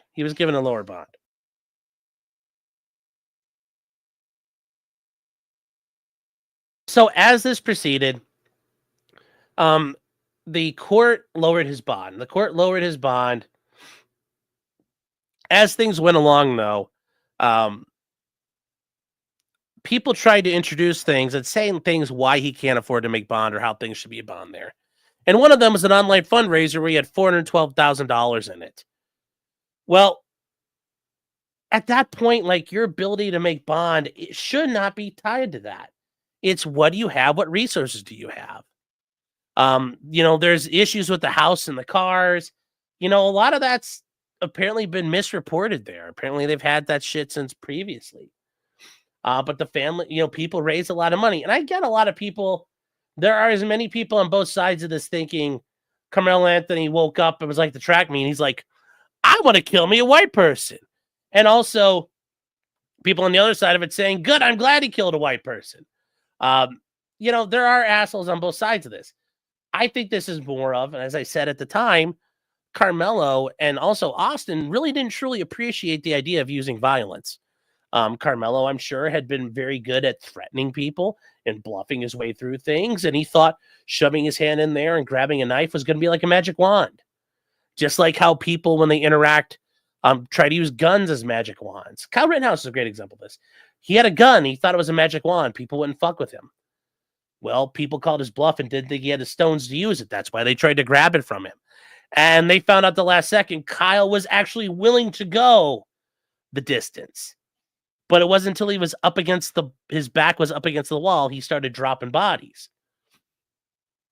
Very much the same way, I think Carmelo, his bluff got called. And he didn't know what to do because, oh shit, I tried to bluff my way out of this. This guy's going to kick my ass. And he stabs him. I think that's what happened there. I don't think he's like, oh, I could kill this white guy. I'm sure he's like, oh, fuck, I'm going to get my ass kicked now. That's what I really think happened. So as stuff went on, they talk about what happened here. So as for the family ability to post a $1 million bond, it's like, I can't afford that. They have no savings. So the defense attorneys asked the bond to get lowered to $150,000. And, guys, remember, the purpose of a bond is to ensure you'll show up to court. And yes, there is a concern, for safety of the public. Well, this is kind of like a rare event. This wasn't like a school shooting. I mean, it happened at a school.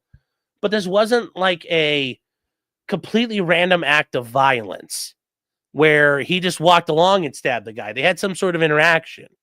Okay, well, if Carmelo stays home, that's not something likely to happen again. Like, he's not going to go out, break out of the house and go, I need to go kill someone else. Where's someone else I can kill now? Oh my God, I need to find a white person. That's not going to happen here. So they point out there's no firearms in the home and objects and knives like scissors would be disposed of. So you know what? They just said like, hey, we'll pretend like we're in Britain. You can't have knives or scissors. So as this went along, his bond did get reduced to $250,000. It did get posted. He did get released.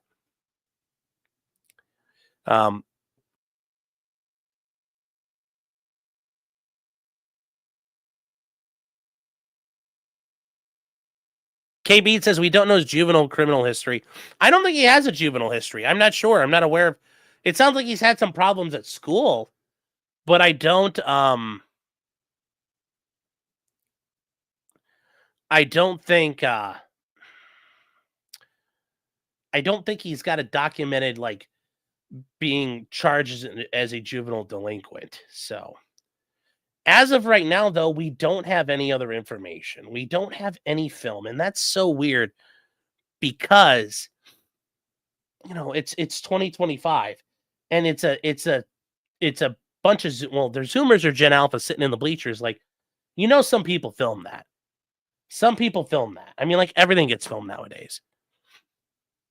Like cops have information. I'm surprised nothing has leaked out. Buying the mansion thing does make the family look bad. Well, I don't think they bought it, but yeah, the house, like somebody's offered them a house to reside in. But to be fair, like, hey, people might find out where you live. Here's another safer place you can go to.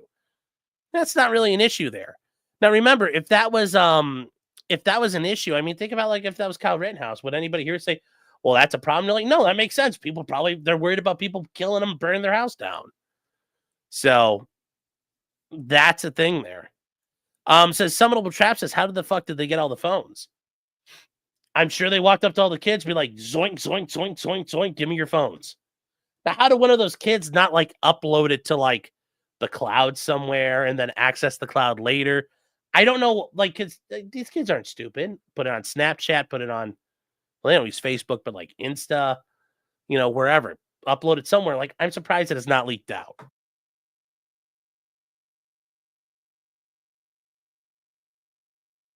Because if one of the kids had it, you know how much money they can make selling that thing to TMZ?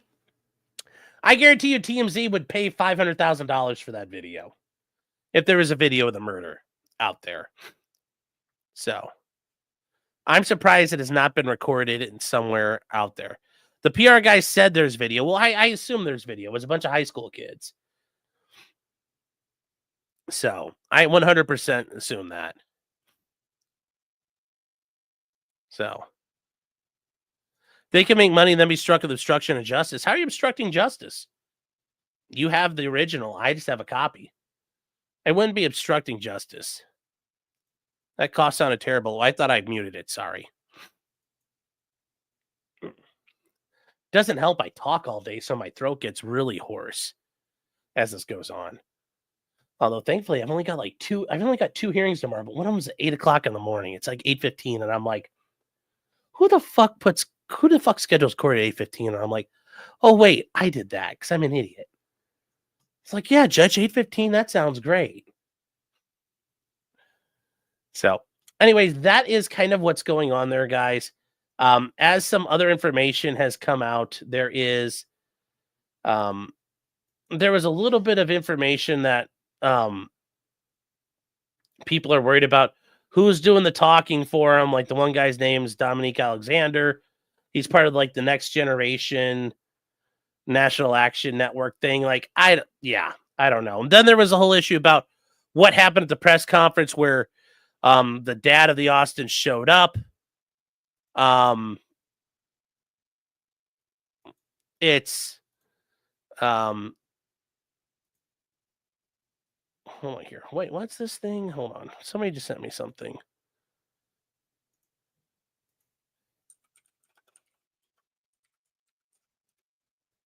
So, all right. So that's just kind of the update there, guys. Remember, does he pose a risk of harm? Is he a flight risk? No. You get bond. That's how it should go. I love going all in for the unpopular side. No, it's just, guys, this is the reality of things. Like, we do have standards for things here, and this is how criminal law works. Like, anybody else like this, I hope they would do it too.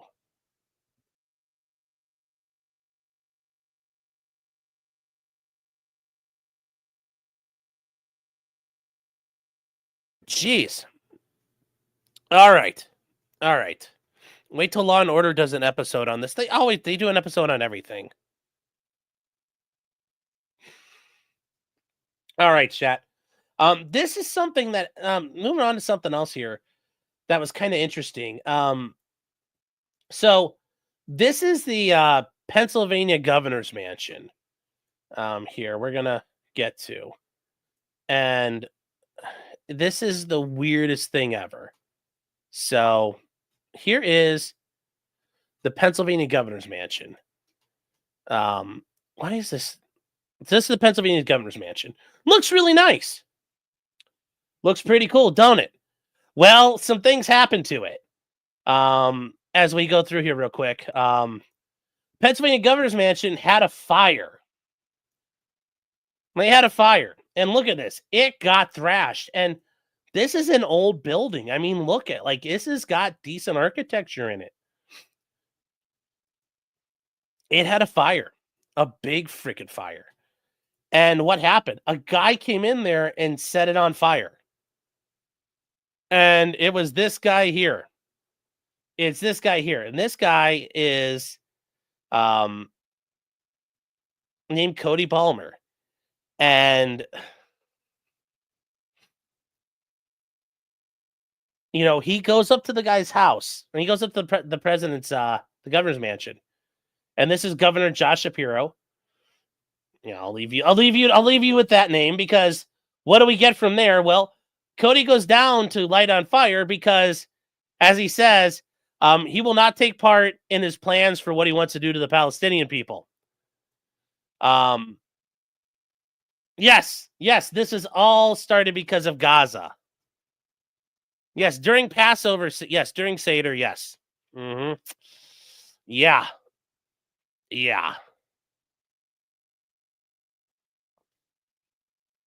Yeah, this is over Seder, yeah. Yes, chat. This is yeah. This is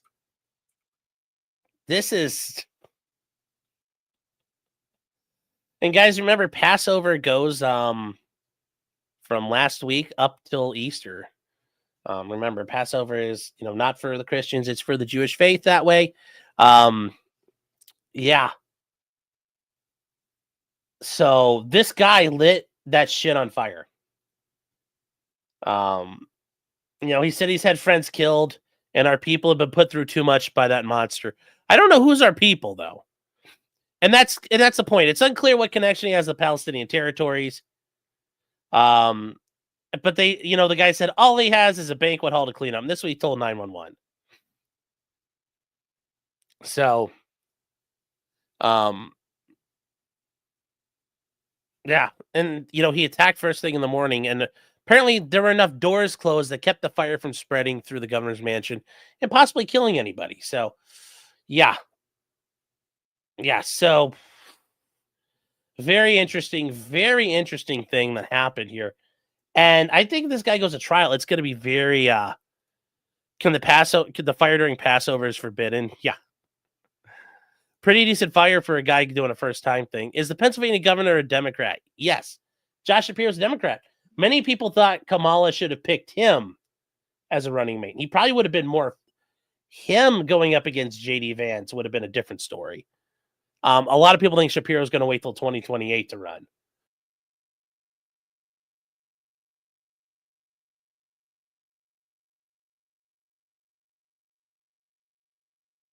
Tiki Ray says apparently they are lacking a fire alarm. Well, it doesn't matter. Even if there's a fire alarm, it's 2:50 in the morning, and that fire probably spread pretty quick. That house is full of flammable shit. So, yeah. This is why he did not get VP. Yeah. Yeah, Kamala Harris did this. So, I hope he's a soft sit too. He's a weirdo. This guy's a weirdo. I was burning AIPAC posters and one of them took flight to Pennsylvania. Yes.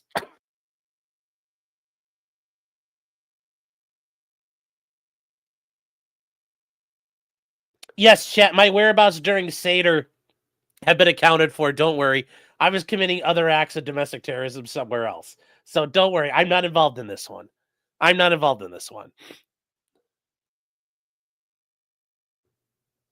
Oh yeah, and he does have like he's a big Hassan fan, which are you really surprised that he's a Hassan fan?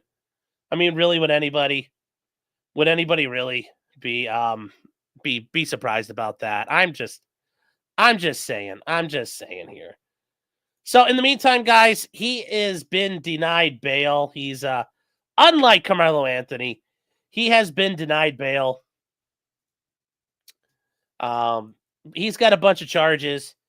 And you know, this is one of those times where he went and burned down a politician's house. You're like, based.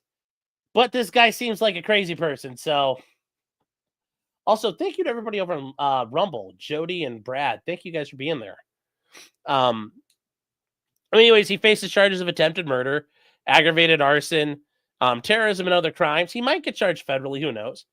But yeah, he climbed over a fence and broke in the governor's mansion and set the fire with a homemade Molotov, which would probably get him into federal territory because remember, chat, Molotov cocktails are federally regulated items. It's an incendiary device. It's considered no different than a hand grenade, like an actual like hand grenade with the pin on it. Molotov cocktails are federally regulated, meaning you have to pay a federal tax to make them. So don't make Molotovs. Or don't commit a crime with Molotovs, even better, because you're going to get in a lot of trouble if you do. You're going to get in a lot of trouble if you do. You guys talking about the ops. Oh, hi, Hella. How are you guys doing? All the Hella Raiders. But it's interesting. He did like the most shitty Molotovs ever using gasoline and beer bottles. Remember, chat, the finish method of Molotovs is the way to go if you're going to do them. You know, use the storm matches or something that's done there, taped to the side. Don't use a rag. It's just that's not how you do it. That's not how you do it. Just remember, chat, like the real way to do it. Just so we understand, if you're gonna do Molotovs, chat, remember, not like this, but like this. Or like this. Not like that. Not like that. Not like that. But like this. Or this. There's ways you can do it. Just do it the right way. It's safer. Doing the rag is very dangerous.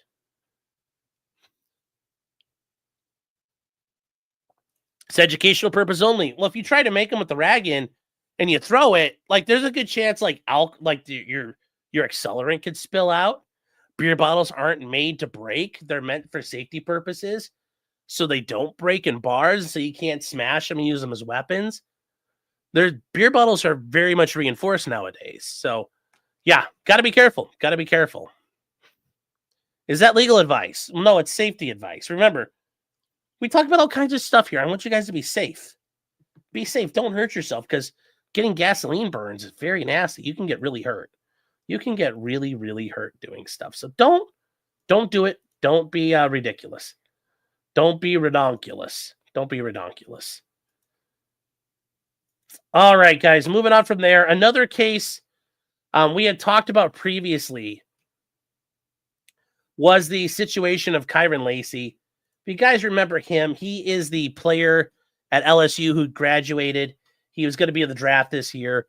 He had actually was in a situation where he was driving down the road in Louisiana, and while all the cars were stopped on this road, they were driving down the road. He, from way up here, came around and passed all of them. He passed a ton of cars all at once. And when another car started coming the other way, he panicked.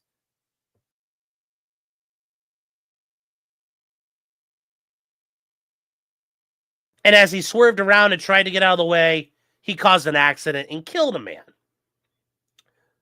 Now, as we talked about that happening, he was looking at facing some charges of manslaughter because of driving around and acting like an idiot. And I said, at the time, if the evidence showed that, yeah, it probably would be because you were breaking traffic laws and you cause a death that could easily be manslaughter. You could easily be manslaughter there. So, Kyren Lacy died recently in a police chase. Not related to what happened in Louisiana, but this is kind of the ending to one of the cases that we were talking about. So we won't get to see what happens with this because as he is now dead, he's presumed innocent. You can't indict and convict a dead man. So what happened? Well, Saturday night, he was in a chase down in Houston. And he was facing charges for his car crash in Louisiana. He's actually going to be presented to the grand jury this week. So what happened? Well, they had a pursuit in Houston and Harris County, and he crashed. When they approached the vehicle, he had died from an apparent gunshot wound. He was pronounced dead. And yeah, he took his own life. And he was actually set to go in the NFL draft this year. But yeah, his draft stock plummeted when he was involved in killing a 78-year-old man outside of Thibodaux, Louisiana. He was driving recklessly. He was speeding and passing in a no passing zone. When somebody was swerving to avoid his, swerving caused a crash, killed someone. Guy died in a head-on crash. So he was charged with fleeing the scene. He was charged with negligent homicide, felony hit and run, and reckless operation. So, yeah. It sounds like he had some sort of issue with his girlfriend. That he had fired a gun or something like that. In that situation, the police were chasing him. Guys, just don't I know like none of us are in a situation of like, oh, I'm gonna get drafted and now I'm like in the chase with the police, so I'm gonna hurt myself. But in reality, though, for the rest of you out there, don't ever you don't have to do that. You don't have to take your own life. You don't have to do it. I'm sure things are bad, and they feel bad, and it feels like your world's ending, but don't do it. It's a permanent solution for a problem that will pass. And sure, it might not be what happens after. It maybe still changes your life, but at least you still have a life. Don't ever do it.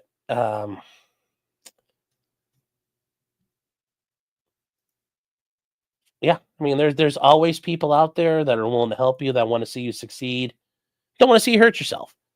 So just find them, and yeah, just don't do it. Just don't do it. There's always somebody who wants you, cares about you, wants to see you do well in whatever way possible. So just don't do it. Don't do it. So, yeah. So that's all I'm going to say about that. But that saga is going to end. It's all over here. It's all over. Now, from here, though, we're going to move on. And that's kind of a sad one. But we are going to move on to something here where I'm like, whoa. This is very much, this right here, chat, is very much as Stringer Bell warned you. Nigga, is you taking notes on a criminal fucking conspiracy? What the fuck is you thinking, man? Yeah, so this is one of those situations. So a YouTuber in Connecticut,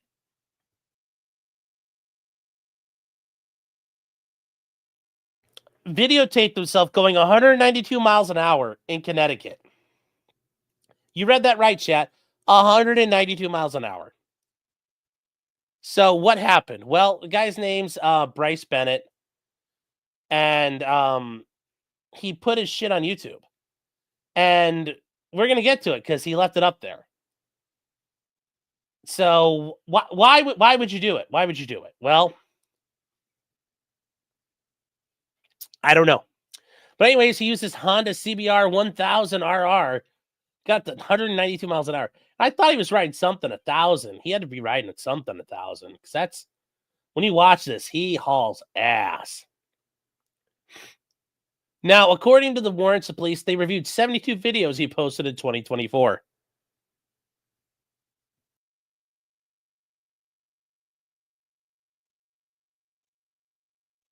Remember, chat, do not post yourself committing criminal activity on YouTube. Do not do it. Nipa. Niet. 9. Do not do it. Do not post yourself committing criminal activity on YouTube. You know, yes, you could include a disclaimer saying, I was filming in Mexico. Okay, except they could tell you're driving along I-84 and I-91 in between New Haven and Hartford. And that's the thing. You're like, I'm filming this in Mexico. And you're like, wow, they call, you know, they have a Walmart and a Tire Man at the same place down the street. Huh.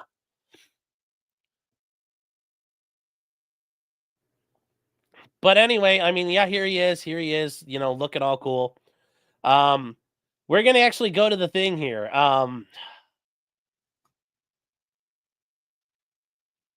Yeah, so just don't do it. But in the meantime, you know, homie's got a YouTube channel, and like, let's take a look at it. Let's take a look at it. You know, what is his channel? I mean, like, you know what, chat? Give him a like, give him a subscribe. He did it for the gram, chat. He did it for the gram. He did it for the YouTubes. S1K Rocket. All right, or Sick Rocket. I'm not sure what he wants to say. He's a Zoomer. I'm not sure.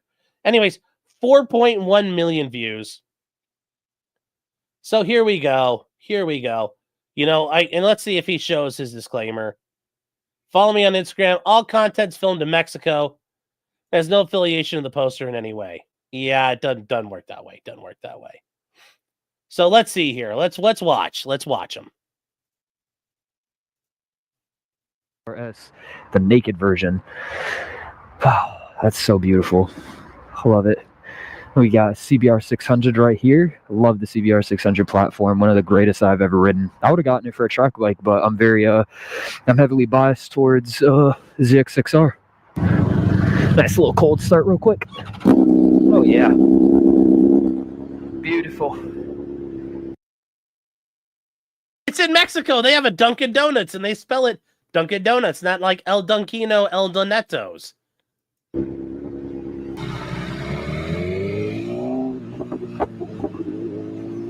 Oh, heading out. I'm freezing. But coldness is a mindset, brother, and I will not let myself be cold.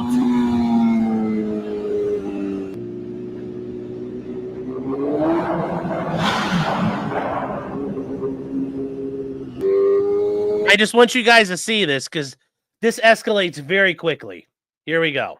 Let's see what we can get into. Let's see what we can get into on this here highway, brother.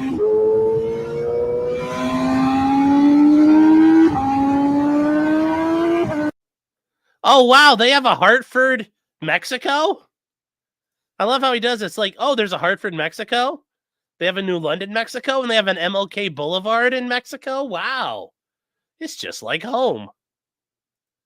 So here we go. Here we go, chat.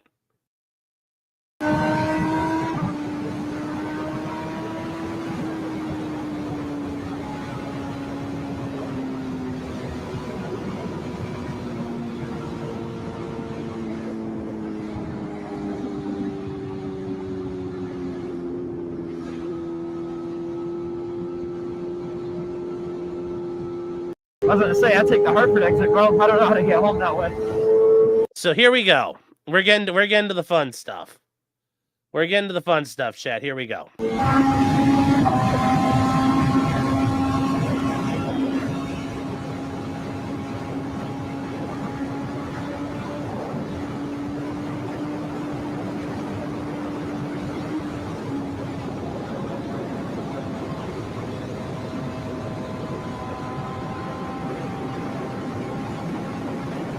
I mean, so far, not so bad. Only like 110, 120. Not that bad.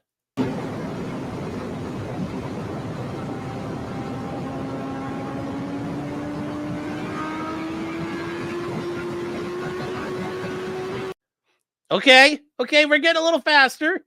We're getting a little faster. I'm just saying. Yeah. Yeah. Chungus says that's why my speedometer's broken. Okay, well. Yeah, just one pothole. Or what, like, God, if he tried this in Ohio, he would have pothole and died. But But yeah, some rocks or garbage on the road. Whoa, buddy. Whoa, buddy. He's leaving a smear on the ground. So here we go. Here we go. Yeah, he's no kickser, Rob, but he's moving. Yeah, well, he keeps going. Oh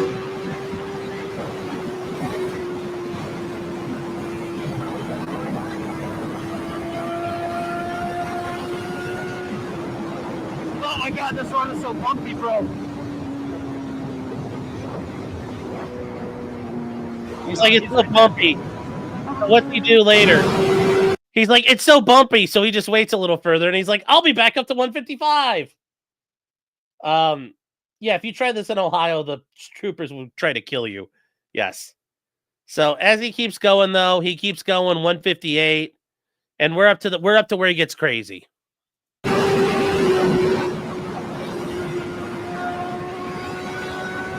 He drives over those expansion joints at 140 miles an hour. Whoa, buddy. On the bridge. Whew.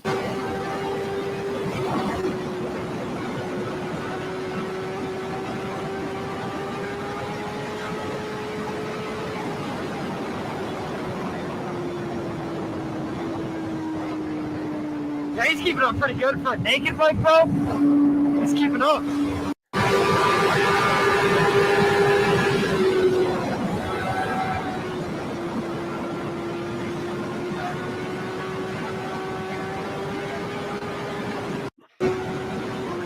Now this is where he does it.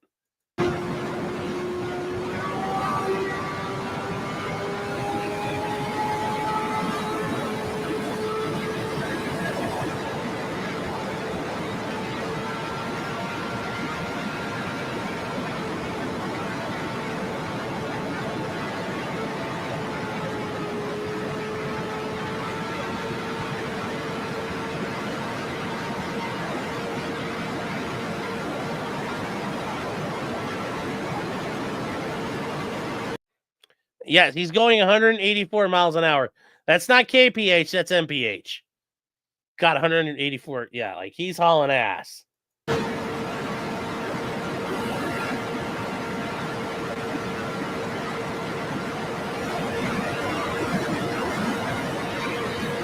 Part of me also wonders, how big is Connecticut? He's not outside. Like, he had to have traveled the length of Connecticut already. It's not that big. There you go, chat. High score. 192 miles an hour. Whoa. I know. He's going to go back to 1955 at this rate.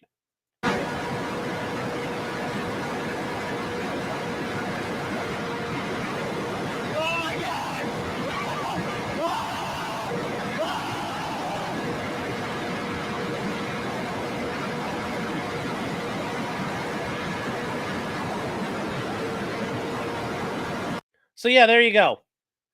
Don't do this. Don't, like, if you're gonna break the law, don't film yourself breaking the law. It makes it really easy for them to find you. So just don't do it. Just don't do it. Oh. Yeah, the bike has a little. Oh, I'm sure it's got a little more in it.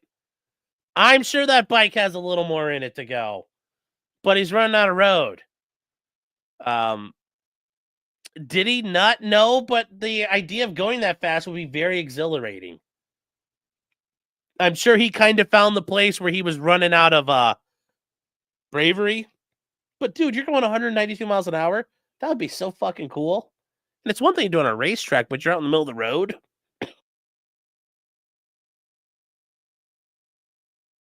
I think it's kind of dumb to do it, but hey, I understand it and I respect it, but yeah. He's coming in his pants from the adrenaline, yeah. Code Pitters is a one-way ticket to El Salvador. Yeah. Yes, for many reasons, don't do this.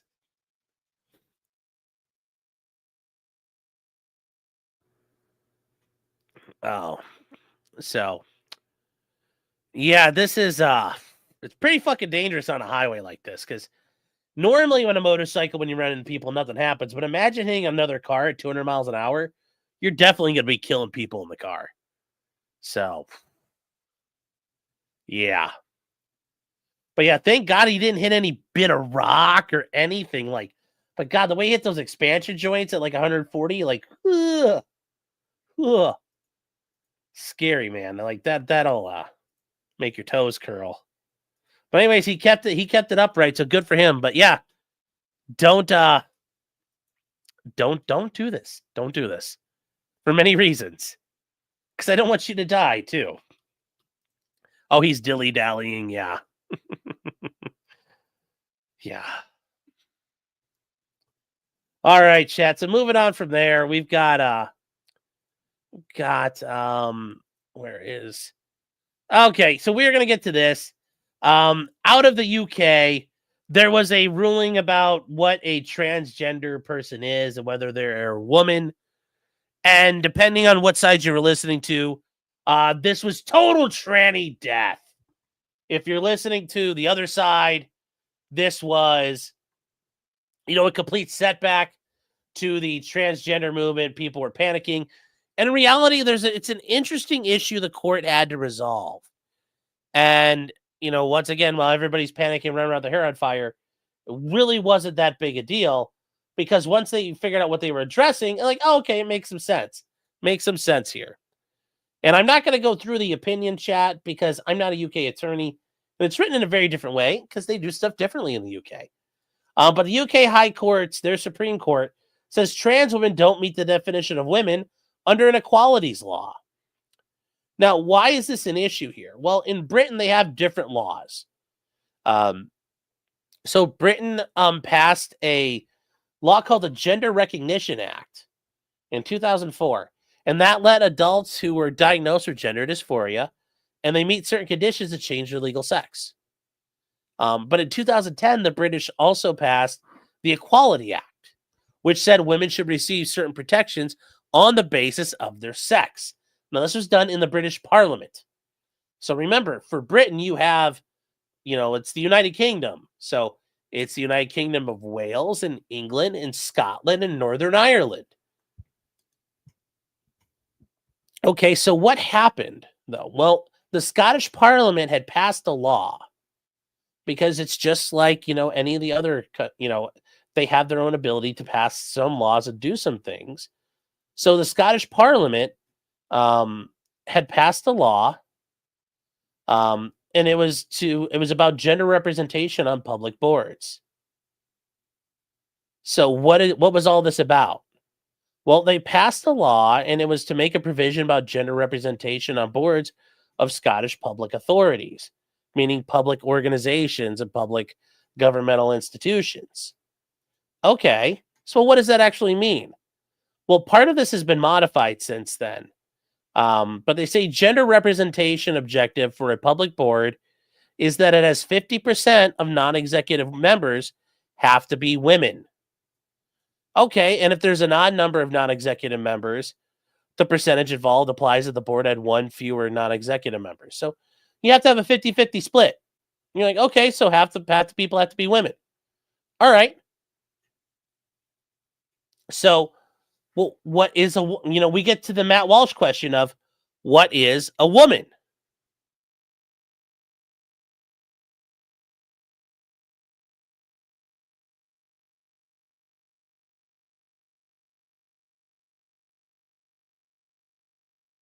So what is a woman? What is a woman? Well, the UK Supreme Court had to come out and make a decision. So the judges pointed out there are some issues there. And these two laws clashed. So how do we figure this out? Now they point out that the Gender Recognition Act still remains in effect. And if you're trans, you can not be subject to harassment or employment discrimination. So it doesn't remove that, but they're just saying that the Equality Act was clearly meant to refer to your biological sex, not a certified sex. So it's not as though, I know people are saying the UK got based. Yeah, kind of, but not really. Kind of, but not really. So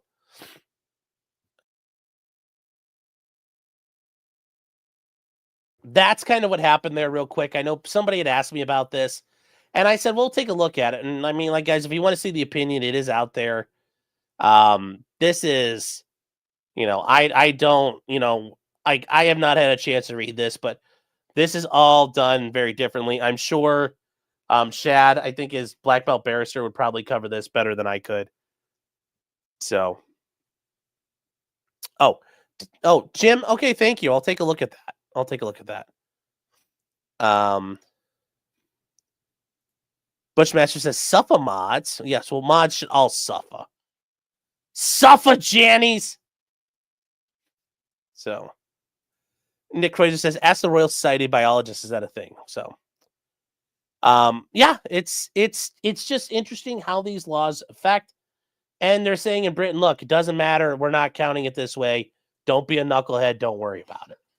So, wanted to address that because I know some of you were going to probably have asked about it a little bit. So just, hang tight there.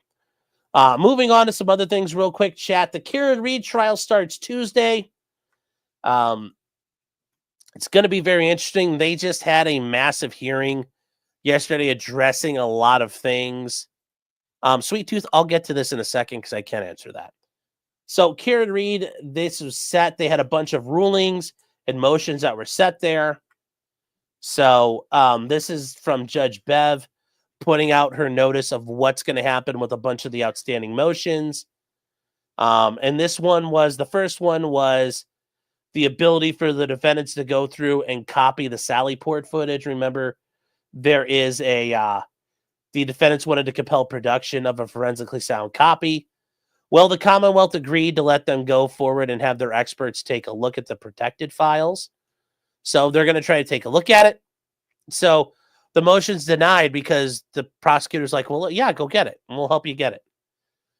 There was the renewed motion to exclude testimony of Garrett Wing. Remember, this is going to be one of the experts for the defense talking about the dog bites and the injuries to John O'Keefe's arms that were found as he died. So what they're going to do is, she says, I find that he appears to be qualified by experience to provide some help to the jury on issues in dispute, specifically the wounds to John O'Keefe's arm. If there are issues, they can renew their motion prior to taking the stand, and they can do a limited voir dire at that time. The options by the defendants to exclude James Crosby. He's one of the doctor who could come in and talk about the bite mark analysis on the victim's arm. I think this is wrong. Remember, they're going to have him come in and say, talking about the actual injuries to the mouth or the arm come from a dog or not, ruling him out in one way or another.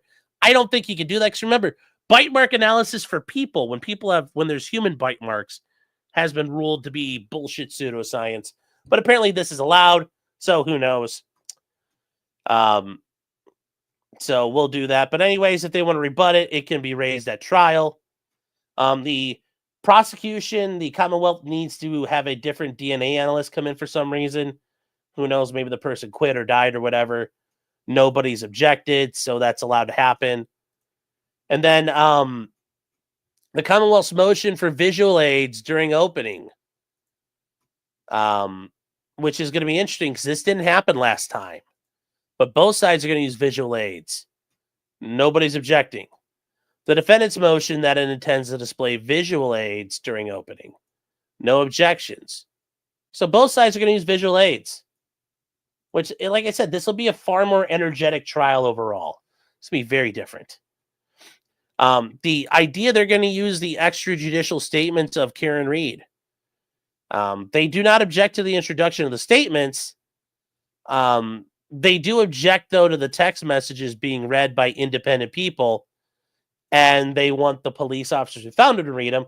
And part of that issue is the police officers who did read through the text are the scumbag cops who have been disciplined or fired, and I'm sure the jury would hate them more and just not listen. So I'm sure that's why they're doing it, but the court has not gotten in the way of that yet. The defendant's motions for specific discovery. The Commonwealth has asked for a bunch of things regarding ARCA, and there are some disputed materials there about any information about any witnesses suggesting reluctance or refusal to testify, and any information where the witnesses suggested a refusal or reluctance to cooperate. And that's important.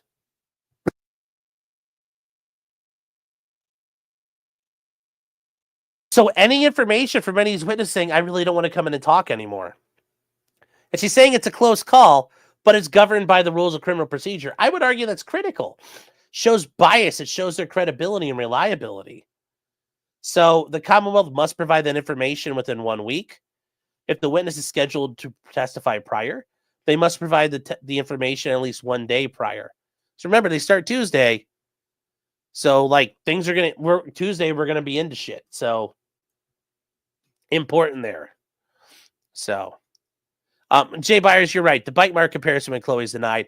But the idea that there's biting period, I don't see anything that indicates there were bite marks. Those look like scratches more than anything.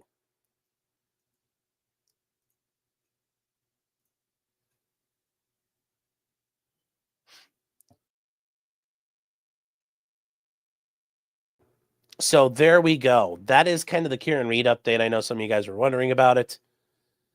Other trial issues coming up. The Menendez brothers, they were set for a sentencing this past week. Starting today, actually, and was going to go into tomorrow. Got denied and got delayed. So it's set to begin at 9:30 today in the morning. And remember, the Menendez brothers are doing life in prison for the murders of their parents in 1989. They shot them in the head with shotguns. And they were eventually convicted later on at a second trial. But now Eric and Lyle are 54 and 57, and they've been in prison for over 3 decades at this point. So what happened? Well, it got rescheduled to May 9th. There are some problems. The district attorney has already had issues with concerns. There is a motion to recuse the district attorney's office from the case, and another one about the risk assessment reports being admissible at the sentencing. And because of that, and because those have been filed, we got to take more time. So it's not happening right now. We're going to have to wait. We're going to have to wait.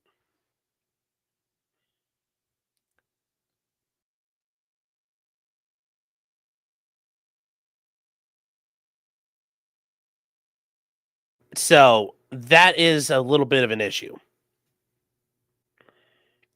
Yes, the court case was almost as big as OJ, all over TV. Yep.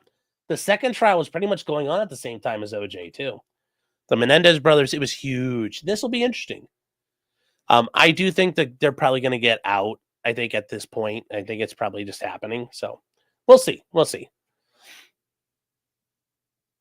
Another thing, and this is, you could kind of file this under this isn't exactly Johnny Somali and Vitali getting in trouble overseas, but this is,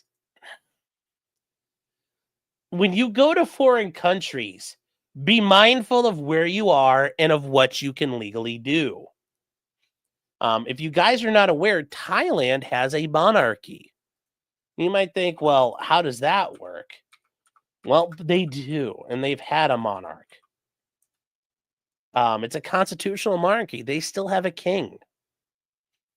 He has limited, but he does have power. You know, he is, it's been around. Like, this is not a like brand new thing. The dynasty goes back to the 1700s, but it goes back through to like the year 1200, like the 1200s, you know, the 13th century.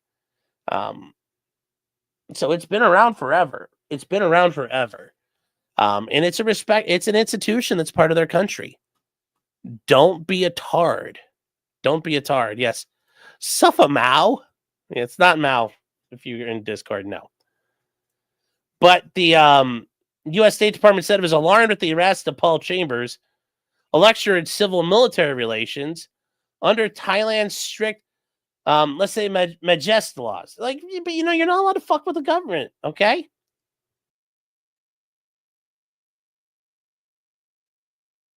Now, what did he do? Was he an IRL streamer? No, he's a professor.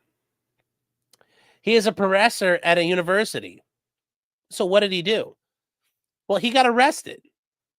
And it's a rare detention of a foreign citizen. So what did he exactly do here? Well, also, immigration authorities revoked his visa. Huh! It's like we've seen that happening before somewhere. It's almost like your visa is a privilege. But also, you don't have a First Amendment right in Thailand. So what did he do? Well, he had a online webinar about Thailand's military and police forces where he was a featured speaker. They said the text, which appeared on the website of a Singapore research institute, had been edited and described Thailand's king as having authority over changes to the military leadership, according to his lawyers. So, I mean, he is considered the highest commander in the Thai military, but I don't think he has that kind of authority over it. But anyways, the Royal Thai Armed Forces, responsible for internal security, requested more information. So, yeah, they went around looking around for it. Well, eventually they issued a warrant for him. And he voluntarily showed up to the police and did so. And they informed him that he'd been accused of publicizing the webinar invitation. And the statement that he had power over military reshuffles was false and insulting to the monarch. So it's the idea that you don't have, like, you know, that's it. That's it right there. Apparently that's what they're arguing about is you said the king has the authority over the monarch of the military like that. And it's like, but he don't. And you're like, is that really all they're going to get mad about? Well, apparently it is. Apparently it's, apparently that's a thing. You know, is that really like kind of like defamation? Kind of. You know, like, you know, like, is that really a thing? You know, can you really insult, you know, Lese Majesty? Like, you know, you're sullying the reputation of the king, good saw. You're like, but is that really it? Well, yeah, it's rare, but it happens. It's rare for foreigners to be arrested under this law. So in the meantime, he was being detained at a prison in Thailand, which I would not want to be there for. So, yeah. Now, this sucks because apparently maybe he didn't actually say that, but someone else translated that or things happened. I mean, for example, YouTube now is doing auto dubbing of videos. So that's right. If you happen to speak a foreign language and you want to hear my cringe in foreign languages and read it in foreign languages, they're going to do auto dubbing. I'm sure that's what the world really needs is seeing my words in all the other languages out there. Like, just wow, brilliant. But yeah, don't. Yeah, maybe they need a mindset to go help him. I don't know. I don't know if he can help at all. So there you go. People have been arrested for defacing the king's face on their money before. That wouldn't surprise me. Be careful when you fuck around in places, chat. Be careful where you fuck around. Be careful. Yes. Legal mindset. So, Ben says, I'm English, so I get streams auto-dubbed. Well, there you go. So, there you go. Yeah, don't, yeah, AI voiceovers are going to Thai prison. Just be careful, guys. Be careful. Be careful what you do when you're fucking around in places. That's all I can tell you. I can tell you. All right. So, this is something I was going to bring up, chat. So whatever you do, if you've ever watched the movie Dogs of War or Dogs of War with Christopher Walken and Tom Berenger, or The Wild Geese with Sir Richard Harris and Sir Roger Moore, among others, the idea of going back into Africa, you know, in the 70s and 80s and launching a coup, which that could be a thing you could do. You could get paid. And like if it was the 1960s, you could get paid by a Belgian mining company to protect a diamond mine and shoot at UN soldiers and get paid for it all at the same time. And it was legal. Like, those were the days, chat. Those were the days. You know, joining a Belgian paramilitary and, you know, just kicking around doing God's work out there in the middle of the Congo. It's kind of based. Yeah, kind of based. Well, these guys were kind of like, we're going to do that too. So I've read part of their indictment, and it is like the goofiest shit ever. So a couple of Americans, they were convicted in Congo of trying to launch a coup, now face charges in the United States, and they're U.S. citizens. So their plot was to establish a new government. And yeah, so these are the three of them right here in their stylish, uniforms, being hauled into court. Because really, these look like the type of guys who are going to launch a coup in the Congo. Like, is this really what you're going to do?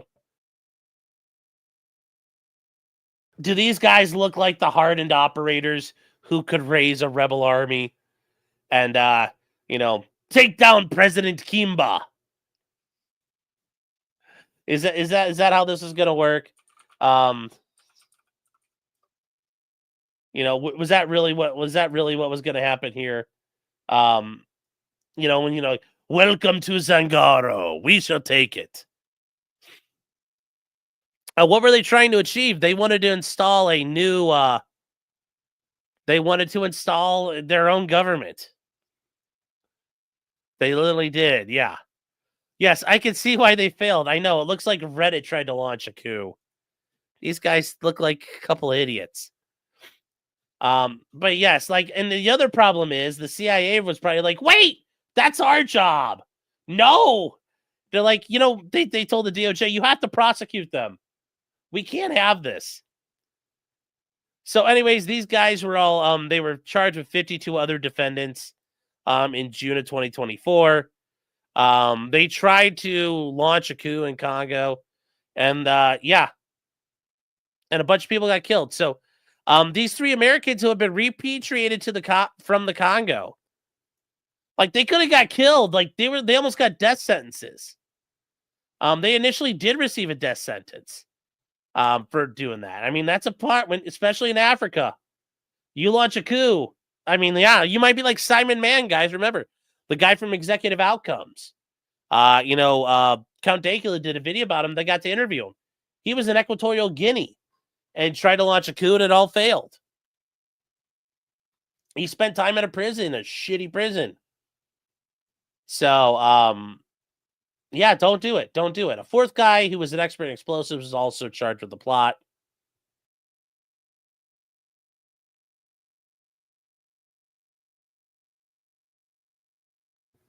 But anyways, they were initially got death sentences. They initially got life imprisonment. And then eventually the U.S. government's like, we want them. And Congo was like, yeah, here you go. So now they're back. They're part of a long-running FBI investigation. They were providing weapons and explosives to a rebel army. And yeah. And among them, one of them is the son of the rebel leader, who they tried to target the presidential palace in Kinshasa, which is the capital of Zaire. And that's where you got to go. I mean, is it, I forget, is it the Zaire? Is it the Democrat? It's the DRC now. It's the Democratic Republic of Congo. I keep messing it up, Chad. But yes, Kinshasa is the capital. It's one of the biggest fucking countries in the world, Chad. It is insane, the size of it. And there's actually currently some issues in the Congo right now. I mean, there's an entire issue with Uganda. There are, forces in the northeast part of it. There's a whole border war going on right now where there's a lot of fighting going on. Yeah, the Republic of Congo is in a civil war, kind of. Yeah, it's starting to disintegrate in the north. But anyways, just don't do this. But anyways, his dad was live streaming it during the attempt and he was killed. I did see footage of this once when it all happened, but I can't find it anymore. But yes, he was shot while resisting arrest. So they wanted to start a new government. And yes, the son was going to be chief of staff of the Congolese army. Really? Really, this guy in the middle, he's going to be the chief of staff of the Congolese army? That's how's that going to work? I mean, you don't have Roland the Thompson gunner out there to help you. They're not killing their living and to help out the Congolese. So, yeah, so this is just, These guys are just, it's just all insane. They also had an explosive expert, a boomer. Some boomer. Yes, the boomer's involved. He taught him how to use bombs, and he let him shoot at his home. And he also let him use his guns. Yeah, so they had a conspiracy to use weapons of mass destruction, a conspiracy to bomb government facilities, and a conspiracy to kidnap or kill persons in a foreign country. Yes, chat. Like, yes, they have jurisdiction over you, especially if you hatch the plan here. But even then, if you are not doing things at the behest of the United States government, you're gonna get in trouble. So don't launch coups. Don't launch a coup. Are these guys NAFO? I don't know. I just think they're idiots. So, besides, if you try to fight in the Congo, the guerrillas that protect the secrets there will kill you. So don't do it. Don't do it. Just don't do it. Don't launch coups. I'm going to get into their case because it's rather interesting what these guys did and how far it got. But just in the meantime, chat, don't launch coups. Yeah, it's a USAID with no funding. Yes. Oh, just don't do it. Just don't do it, chat. Gotta be smart. Gotta be smart.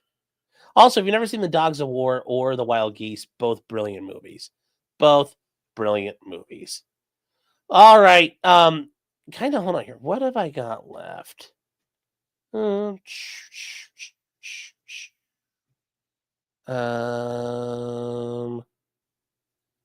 I miss? No, hold on here. I think I missed.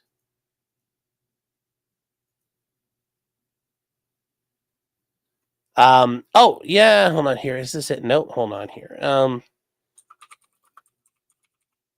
So guys, you may know him from the Young Thug trial. Brian Steele. He was the attorney for Young Thug, also known as Jeffrey Williams. Well, he is joining Diddy's. He's joining Diddy's defense team. So we're just gonna talk about this real quick. He is joining Diddy's defense team here, and yeah, he's trying to pro hawk in. Gonna help Diddy probably win. But yeah, becoming the veteran Atlanta legal defense attorney representing Young Thug. There's nothing real updates. I just thought that was kind of cool. Like, everybody's getting involved. Everybody's getting involved. So, is he willing to go to jail with Diddy? I don't know about that. That's going to be funnier when that happens. Like, but no, he did have to mention, though, he's been held in contempt a couple of times. And he did mention that one about, Judge Glanville holding him in contempt. That's a badge of honor moment. That's a badge of honor moment. All right. So, guys, final thing for tonight, kind of moving on to something we already knew was going to happen. We already knew was going to happen here. Luigi Mangione, the healthcare clipper himself. He's been finally indicted on federal charges, finally indicted. And this is him. Ladies, if you're out there, get ready to swoon. There is this picture. Looking all Chad in his sweater and his nice collared shirt and his nice vest. Although, reality, this should be sitting here's the vest panel. This should be setting up higher to actually protect him because this is all like open territory right here. That's not really protected, so he can get shot. That's not good. That's not actually sitting on him well. So they probably need to fix that because it's like, oh, buddy, I don't know if I like it. Don't know if that's good for him or not. But anyways, he's been indicted by the federal government. What did he actually get indicted for? Well, it's a good thing you ask because we actually have his indictment here. Indictment is pretty much what you think it would be for. He's got charged with a couple things here. Count 1 is stalking. And why is it stalking a federal offense? Well, it's because he used interstate commerce. He used travel and interstate commerce, chat. That is how he stalked.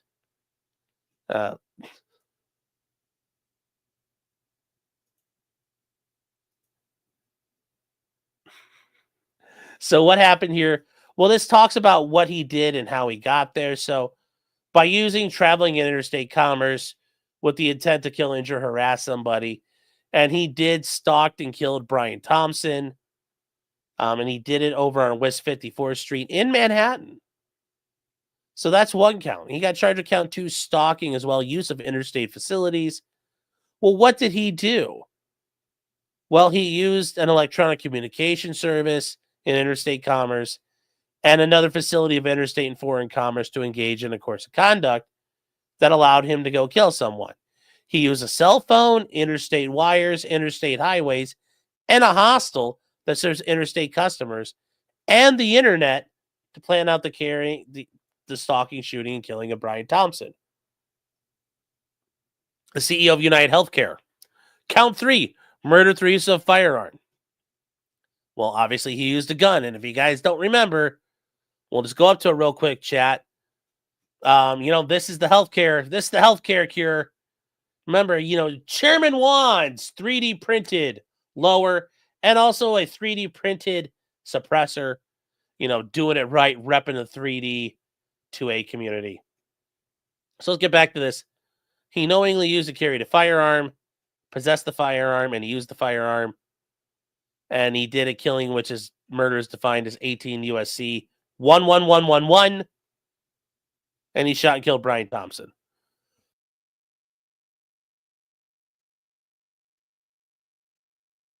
Now, notice they're doing special findings regarding the murder. So why are they doing this? They're finding out that he was 18 years of age or older. He intentionally killed Brian Thompson. He intentionally inflicted serious bodily harm. He intentionally participated in the act. He intentionally and specifically engaged in an act of violence. You're like, in the commission of the offense, he knowingly created a grave risk of death. And he committed the offense after substantial planning and premeditation to cause the death of Brian Thompson. Okay. So what's he doing? Well, we're going to get to all that. I think you guys know where that's going, huh? Planning and premeditation. Oh, buddy. Now, he also got charged with a firearms offense. So what did he do? He knowingly used and carried a firearm. He possessed the firearm, which was brandished and discharged, and was equipped with a suppressor. So remember, all of that's illegal too. So he had it wasn't a stamped suppressor. So that's a problem. There's a forfeiture allegation. They want to forfeit the guns, which is sad. All the firearms and ammunition involved. So you'll never be able to buy a chat. So we get through all of this. This is signed by the grand jury. So why do you think they're focusing on all this stuff, the specific special findings? Well, I mean, there's an idea here, and it's very interesting. His attorneys got involved in this, and I think they're on the right track because we are looking at something here that you're like, His attorneys filed this, and I'm going to go over it at some point here. But this is his Pacer file for his case on Pacer. If you guys are looking at it, here's what it looks like on Pacer. And you pull it up for the Southern District of New York. Here's his case number. If you guys want to look for it. Notice what we have here. A motion to preclude the government from seeking the death penalty.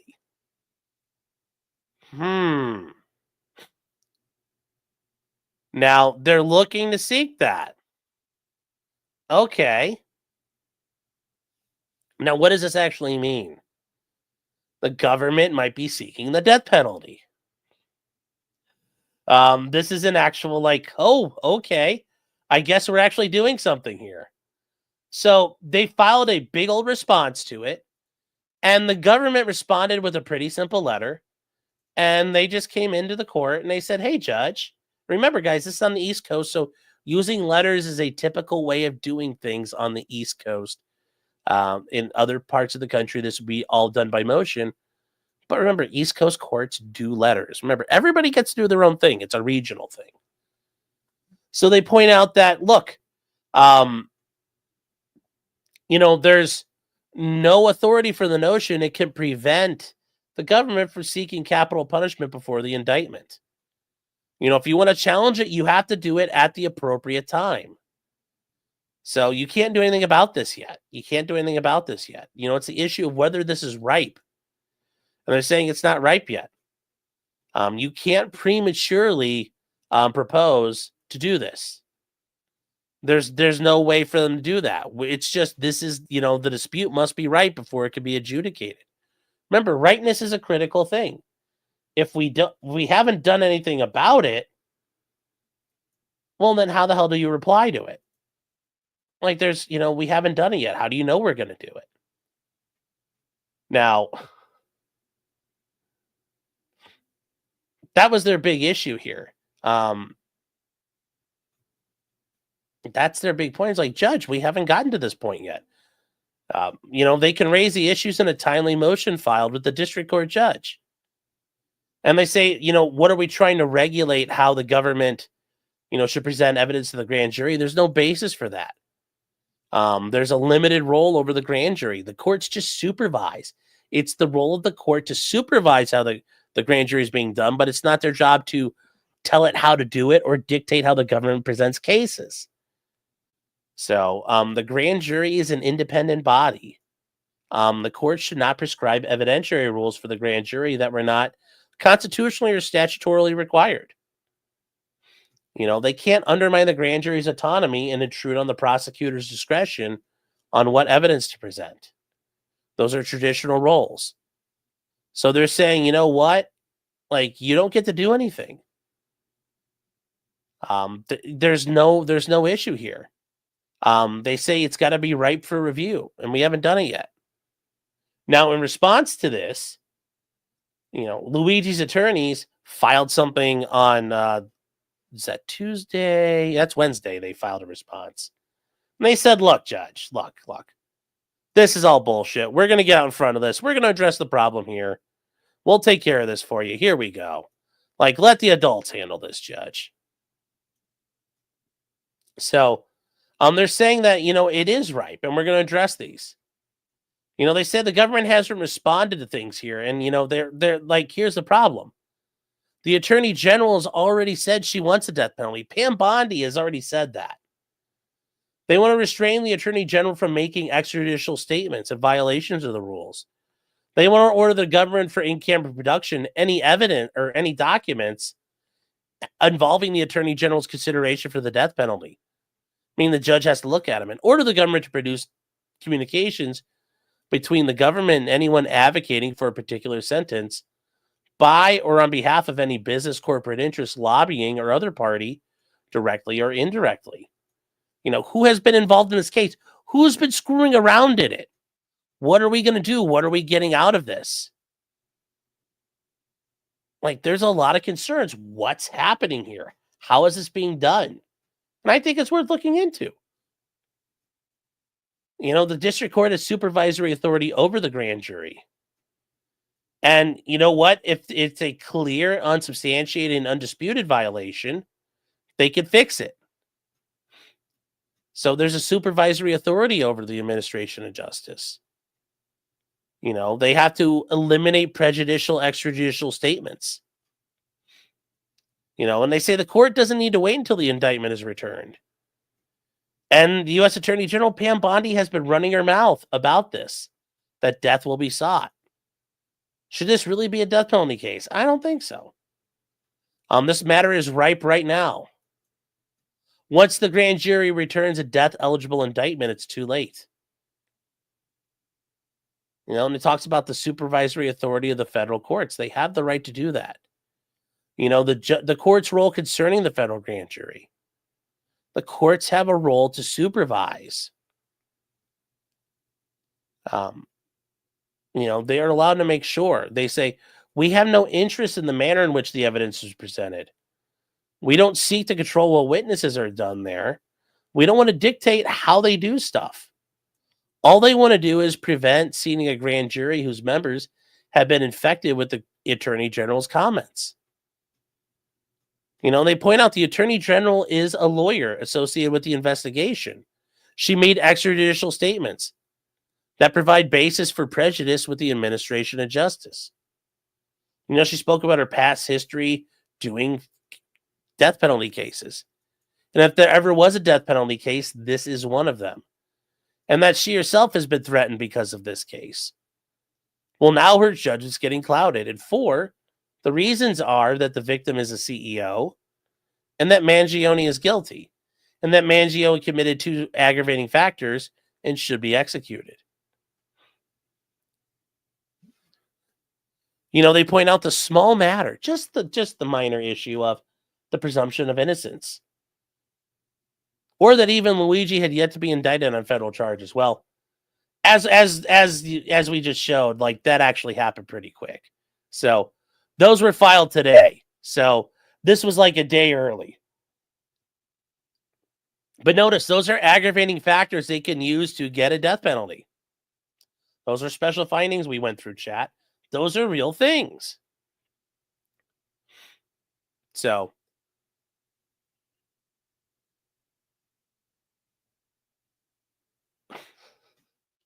guys know this is not self-defense in the long run. They talk about, however, in a death penalty case, these statements are damaging. And the death penalty is categorically distinct from other situations. It requires heightened protections. And it's true. You know, you have to treat defendants in these cases with a little bit of a higher scrutiny. And you're thinking, well, shouldn't all defendants get treated the same way? Yeah, they should, but that's not how the system works. We all know that. Like, guys, be honest with yourselves. Like, not everybody gets treated the same way. Like, you know, you all know that. Let's be honest. Got to be very honest. Got to be very honest. So they're just pointing out, like, we have the right to have things here. So what do we want? You want the government to quit talking about the death penalty. That's fair. Order that I propose federal grand jurors be screened for exposure. That's fair. Order the grand jury to certify she has read the local rules about pretrial publicity. Restrain the attorney general from extrajudicial statements. And the right to a fair trial. Because remember, this is all kind of fucking that up. You know, order the government to produce for in-camera inspection. Remember, in-camera, any memorandums, documents, and notes that involve the death penalty, as well as any notes provided to the Attorney General as part of her careful consideration. In order the government to produce any emails and notes between a government official and anyone advocating for the death sentence. So, like, if a bunch of CEOs have been involved, you know, emailing Pam Bondi, and it's like, you got to kill this guy. We're scared. They're asking for that stuff. You know, corporate interests, or lobbyists, or other people, directly or indirectly.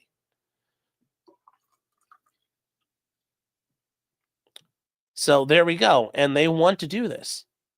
And they say this matter is gravely pressing because of the deadlines under the federal rules of criminal procedure.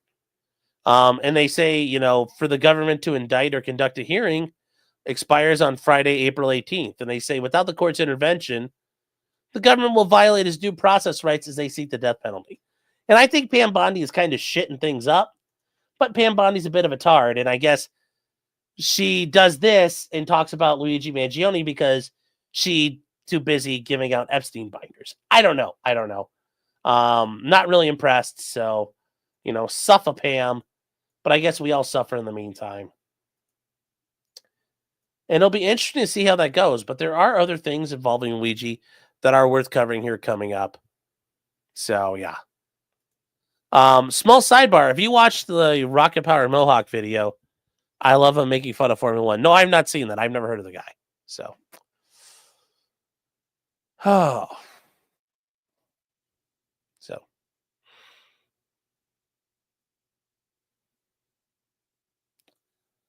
They issue marriage licenses to the slaves? What the hell are you talking about?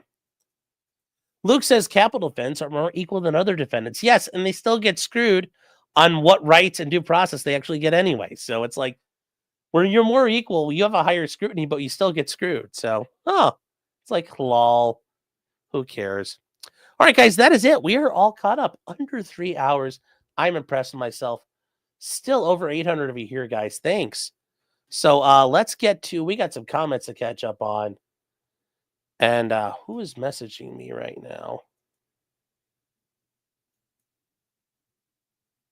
Oh, that's interesting. Thank you, Jim, for showing me that. I can't really read him too well, but I get it. I'm going to have to see. What are we looking for here? Oh, yes, guys, I am aware SCOTUS dealing with the birthright citizenship case. I'm sure that they're just gonna nuke it and send it back pretty quickly. So don't get too worried about. Don't get too worried about what's going on there. I sent you the Luigi motion that's more politically funny. Yeah.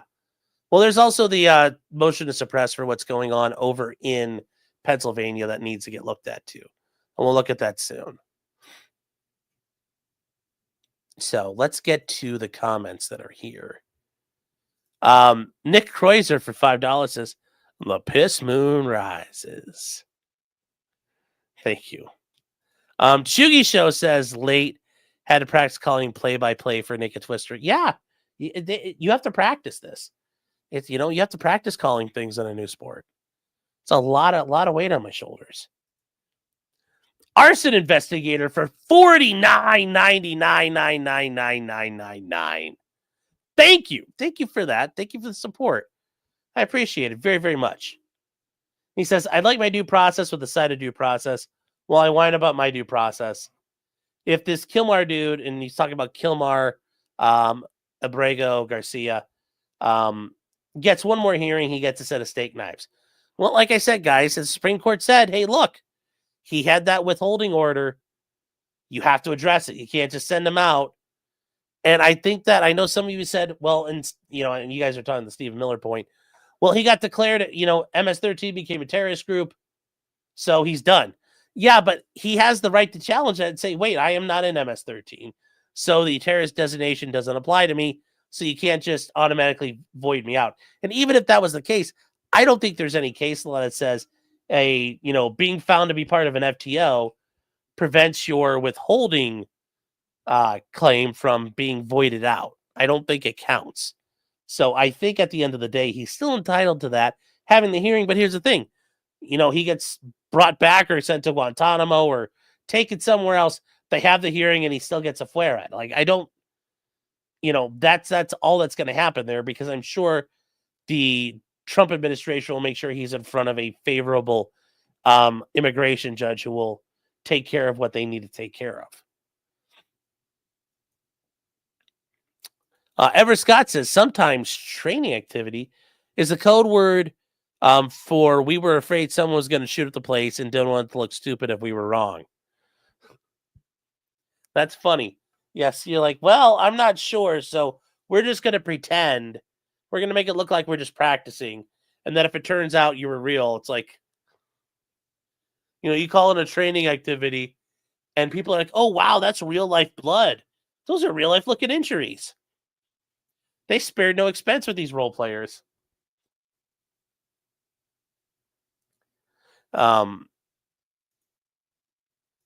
Sheet says Carmelo Anthony for ruined a perfectly respectable candy bar.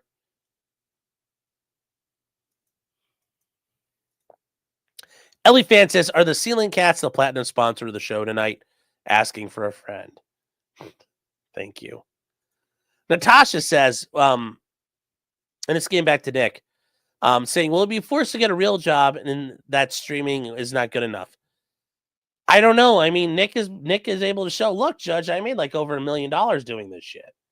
Could the judge say, no, I want you getting W-2 and type of employment? I mean, that's typically a term of probation here. The judge is like, you need W-2 employment. Now, I've had clients who they run their own business and they could show, look, Judge, you bring in some stuff. Like, you don't have to turn over your whole books. You'd be like, look, Judge, here's what this guy does. He runs a landscaping business. He employs like 15 people.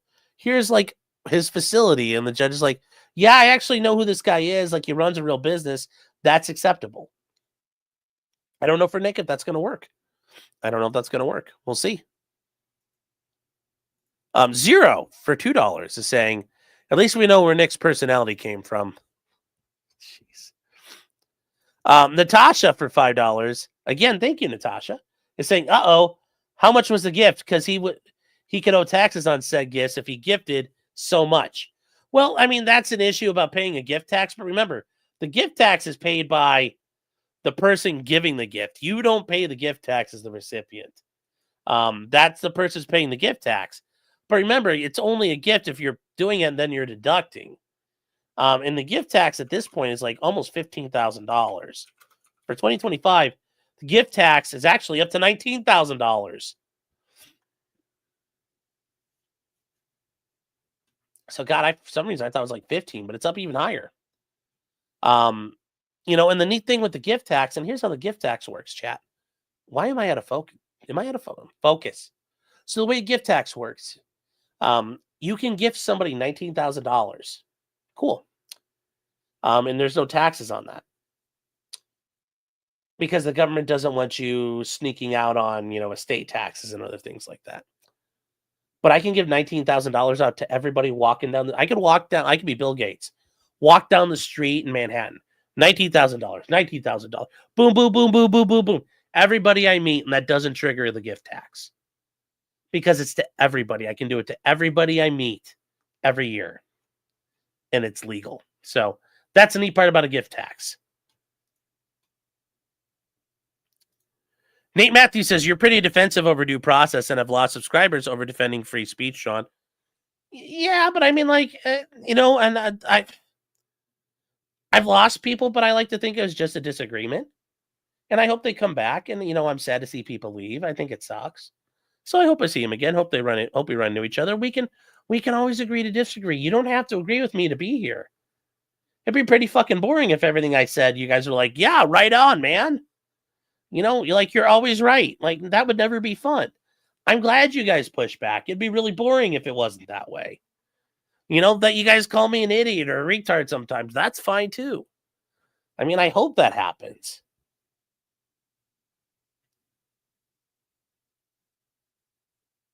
All right, Super Chat's basically tips. Yeah, that's not going to work that way. So, Michael Boyle says I'm losing people to PWR. Yeah. Tsuko Z is saying, Shunoko is saying, is that annually? Yes, $19,000 annually. So I can come up to you every year on January 1st. Here's $19,000. Here's $19,000. Here's $19,000. I can do that for every year. No tax. No tax issues. Let's see here. Joe Strickland has been a member for 3 months. Yes, some PA state troopers are getting fired for failing to protect the house. I'm sure somebody's going to get in trouble. Ben Pook says about making Molotovs, Nick Rekieta told me I could use a rag, bish. Yes, I'm just saying, chat, when it comes to, you know, learning how to make explosives or deploy explosives, I'm sure Nick Rekieta is the guy you want to listen to when it comes to that. You know, one of us has sensitized fertilizer with heating oil before. I'm pretty sure I know which one of us that was. Serenity says, with Kyren Lacy, could it be CTE related? I mean, it's possible. I'm sure, though, in the meantime, the fact he was involved in a situation where he was acting like a dumbass, a guy died. And that was all weighing on him. Getting drafted in the NFL, that's all. Like, this is a stressful time. His draft value went down because of this shit. I'm sure there were a million different things going on. He's having a fight with his girlfriend. At some point, a gun comes out and into the ground is what the allegation is. A gun went off. And now, oh my God, I'm going to get arrested. I'm like, you know, I get it. People panic. And everything kind of feels like your world's falling apart. So, I mean, it could be CTE related, but it's, you know, what's the bigger reality? It's probably just, you know, kind of everything was just mounting up on him. Linda Richards. Linda, it's good to see you. For $2 says, feel better. I mean, I feel fine. Like, Sunday, I felt like, you know, hammered dog shit. And some of you are like, you look like hammered dog shit. It's like, I understand, but that's every day. No, I feel good. I feel a lot better than I look or sound. Like today when I was in court, I had a couple hearings and I was speaking, and the judges is looking at me like, what the hell happened? Because she hadn't. I came in, I just waved, and I don't know if she heard me. But I sat down, we started talking, and she's like, I was like, yeah, my voice is trash. I don't know. I'm surprised it's still going, but it's better. And if it sounds weird, I apologize in advance. Have I got the AIDS? No, because I'd be a lot skinnier. I've got fat-proofed AIDS. Jim says there are pics of Kilmar's hand tattoos. I need to look at those and see what's out there. I need to check that. I'm not saying it's bad from you. I need to, like, are those real? We'll see. because that's not listed in any of the documentation that he's got. Because the documentation that the DOJ and everything got released doesn't mention that he's got knuckle tats. So we'll see. Sweet Tooth Fairy saying, what is the difference between a barrister and a lawyer? Well, in the Commonwealth, it's barrister, and well, in Britain especially, it's barrister and solicitor.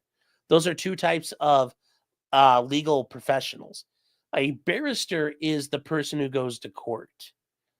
A solicitor is the person who generally does like transactional work. Now, that's a traditional thing. As things go more and more, they're kind of like crossing over. So being a barrister that does solicitor work isn't uncommon. And you have people who mainly do solicitor work who are starting to do barrister stuff. Like it's becoming a thing where that's crossing over, because in America, there is no distinction. An attorney is an attorney is an attorney. You know, you might just do wills or you might do transactional work, but there's nothing stopping you from showing up in a courtroom tomorrow and doing, barrister type work. So there's nothing that would stop that. But that's a traditional distinction that's out there. Very good question. Thank you, Sweet Tooth. Good to see you, by the way. Edward Scott says the judge is going to sentence Nick to be a mod for a steel toe for 5 years. Oof. 5 years. 5 years. I sentenced you to 5 years of watching the Steel Toe morning show. It's like, be like, Your Honor, can I just borrow the bailiff's gun? Billy Aoki for $2 Singaporean says he professed the wrong opinions. Yes, speaking of that professor, it's like, did he really though? It sounds like that might have been a somebody editorializing things, but who knows? Who knows? Mickey Bitsko says, is the auto pen good enough? Are you talking about like Biden using an auto pen? I think I mentioned this on Twitter a bunch. I think I've even said it here. Like, the president could auto pen every goddamn thing he ever signs in his administration. Like, Trump could show up day one and just say, I don't want to sign anything. You know, let's say he's like, I need to protect I've got arthritis, or I need to protect my hand so I can grip a golf club or grab women by the pussies. And I don't want to waste the energy in these hands grabbing a pen. He could say everything's auto penned. I give you permission to auto pen everything. Those are all valid signatures. So yeah, everything can be auto penned. Rick is 90 minutes behind. Could you say the Vic Mignogna stuff be considered charity? Don't know. Maybe. I'm not sure what Nick is considering there, but we haven't seen what he says or how it was asked. Cool channel name says the Belgians raped, murdered, and plundered the Congo for 300 years. Yes, they did. They had a history of cutting off the hands of people. A lot of guys, a lot of men in Congo would lose their hand just right off. Yes, the Belgians were not nice to the Congolese. There's a book called King Leopold's Ghost. It's like, oof. Read that book. It's like, damn. So like when there were some in the 60s when the Congolese took Stanleyville, buddy. Yeah, they didn't nobody was spared. Michael Gelke says Wario is the one who got the chicks, not Luigi. Char. Funny stuff. It's horrifying, but it's a really good book. Yes, it is. Belgium still has a king, too. Yes, they do. All in the name of rubber, yes, but they also found diamonds and all kinds. The Congo is a very resource-rich area. They've got rare earth minerals. They've got oil. The problem is it's just really hard to get to because it's some of the most inhospitable terrain, being in the heart of Africa like that. So, Susie Wiles has control over Trump's auto pen and has had it since week 1. I understand. I'm just saying, like, Trump could issue out auto pens and say anything that comes in, it's got my name. Call me and I'll tell you it's okay. And they could have auto penned everything. Everything auto penned would be fine. So I'm just saying, I know people were wondering about it. I think I've even said it. I've said it a million times now. Biden using an auto pen for everything doesn't fucking matter. Doesn't matter. You got that picture from Senator Van Hollen's post. Huh. I'll have to take a look at that more.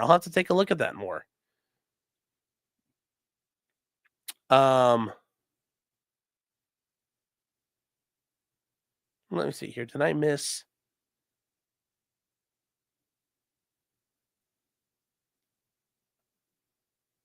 Well, you guys, hold on. God, this didn't keep up here. Oh yeah, the only person who could verify Papa Obama's birth certificate died in a helicopter crash. The Navy SEALs and the chopper got in trouble for taking a selfie as the chopper sunk into the ocean. I've never heard about that part of it. Okay. Never heard about that stuff. Black Snowflake says the tiny tubes going in and out of his kidneys are clogged. Who? Not sure who we're talking about. But I think we're all caught up now, Chad. That is it. Bella says, are we acting like the Congolese didn't do as bad to each other? Oh, no.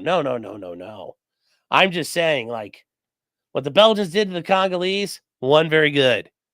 So, like I said, and what they did when they got the chance in the 60s, I'm not saying I condone it, but I understand. But I also understand sending in Belgian paramilitary people to go in and snuff them out, capture Bwende, all that stuff. You guys ever watched the documentary here on YouTube? It's called Adios Africa. Towards the end, they show the Belgian paramilitary guys raising the African army, and they start fighting the Belgian guerrilla or the Congolese guerrillas. It's some pretty intense jungle fighting scenes in there. It's a pretty intense shit. And you can see some guys going buck wild with like World War II equipment. The Stanleyville massacre was done by the Congolese, yes. Well, they got a bunch of the Congolese all doped up, and yes, then the commies let them run through. Make Rhodesia great again, yeah. Okay. They're also getting, yes, Congo is also getting defeated by Rwanda right now. Yeah, don't be bullish on the Congo.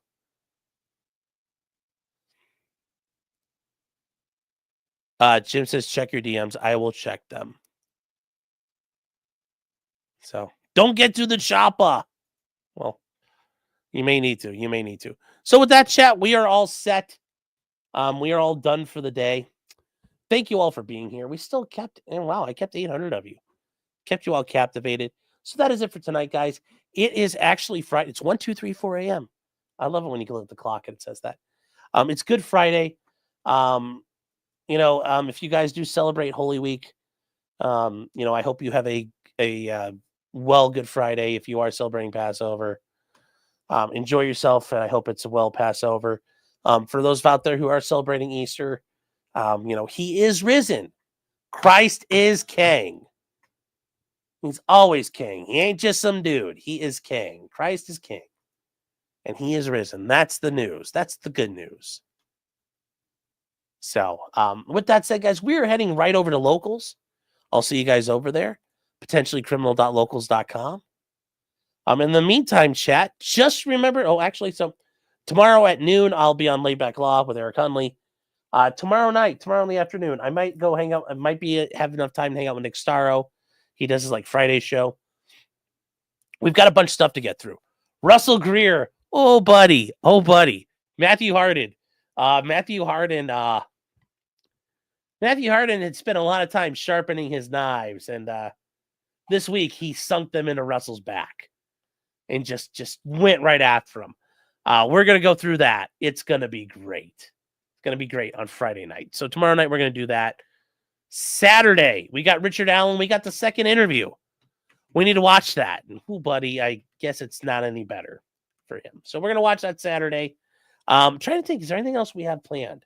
Don't know. I think there's F1 this weekend. And since I won't be sick, knock on wood, I think there is some F1 we're going to be watching. Let's see here. It is, yes, they are at the Saudi Street Circuit. And it's going to be at 1 p.m. on Easter Sunday. So there we go. WrestleMania is this weekend. Yes, it is. Yes, WrestleMania. It's going to be great. How that's going to happen, I don't know.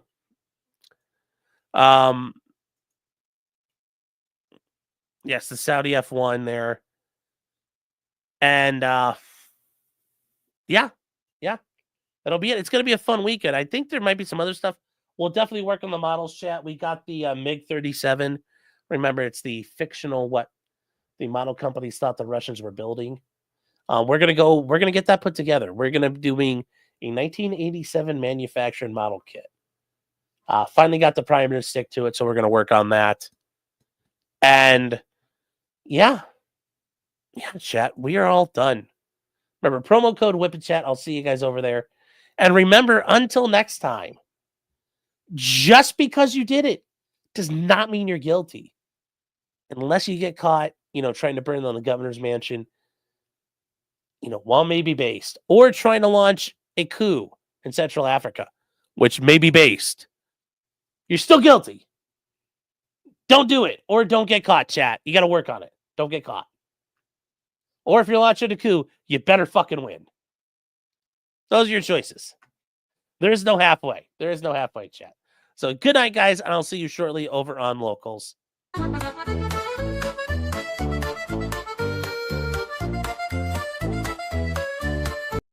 Also, I do want to say, everybody who donated memberships tonight, guys, thank you so much. That was awesome seeing that. Remember, chat, make America green again. Good night. Weapons, blacksmithing, and models of planes, esoteric works, and even some trains. Much merriment had while drinking White Claws, tips on hunting, and even talking the law. Whatever you do, just don't talk to cops, even when they nab you on illegal stops. Just 'cause you did it doesn't mean you're guilty. But please talk to a local attorney. Was that the fat guy Rekieta yelled at?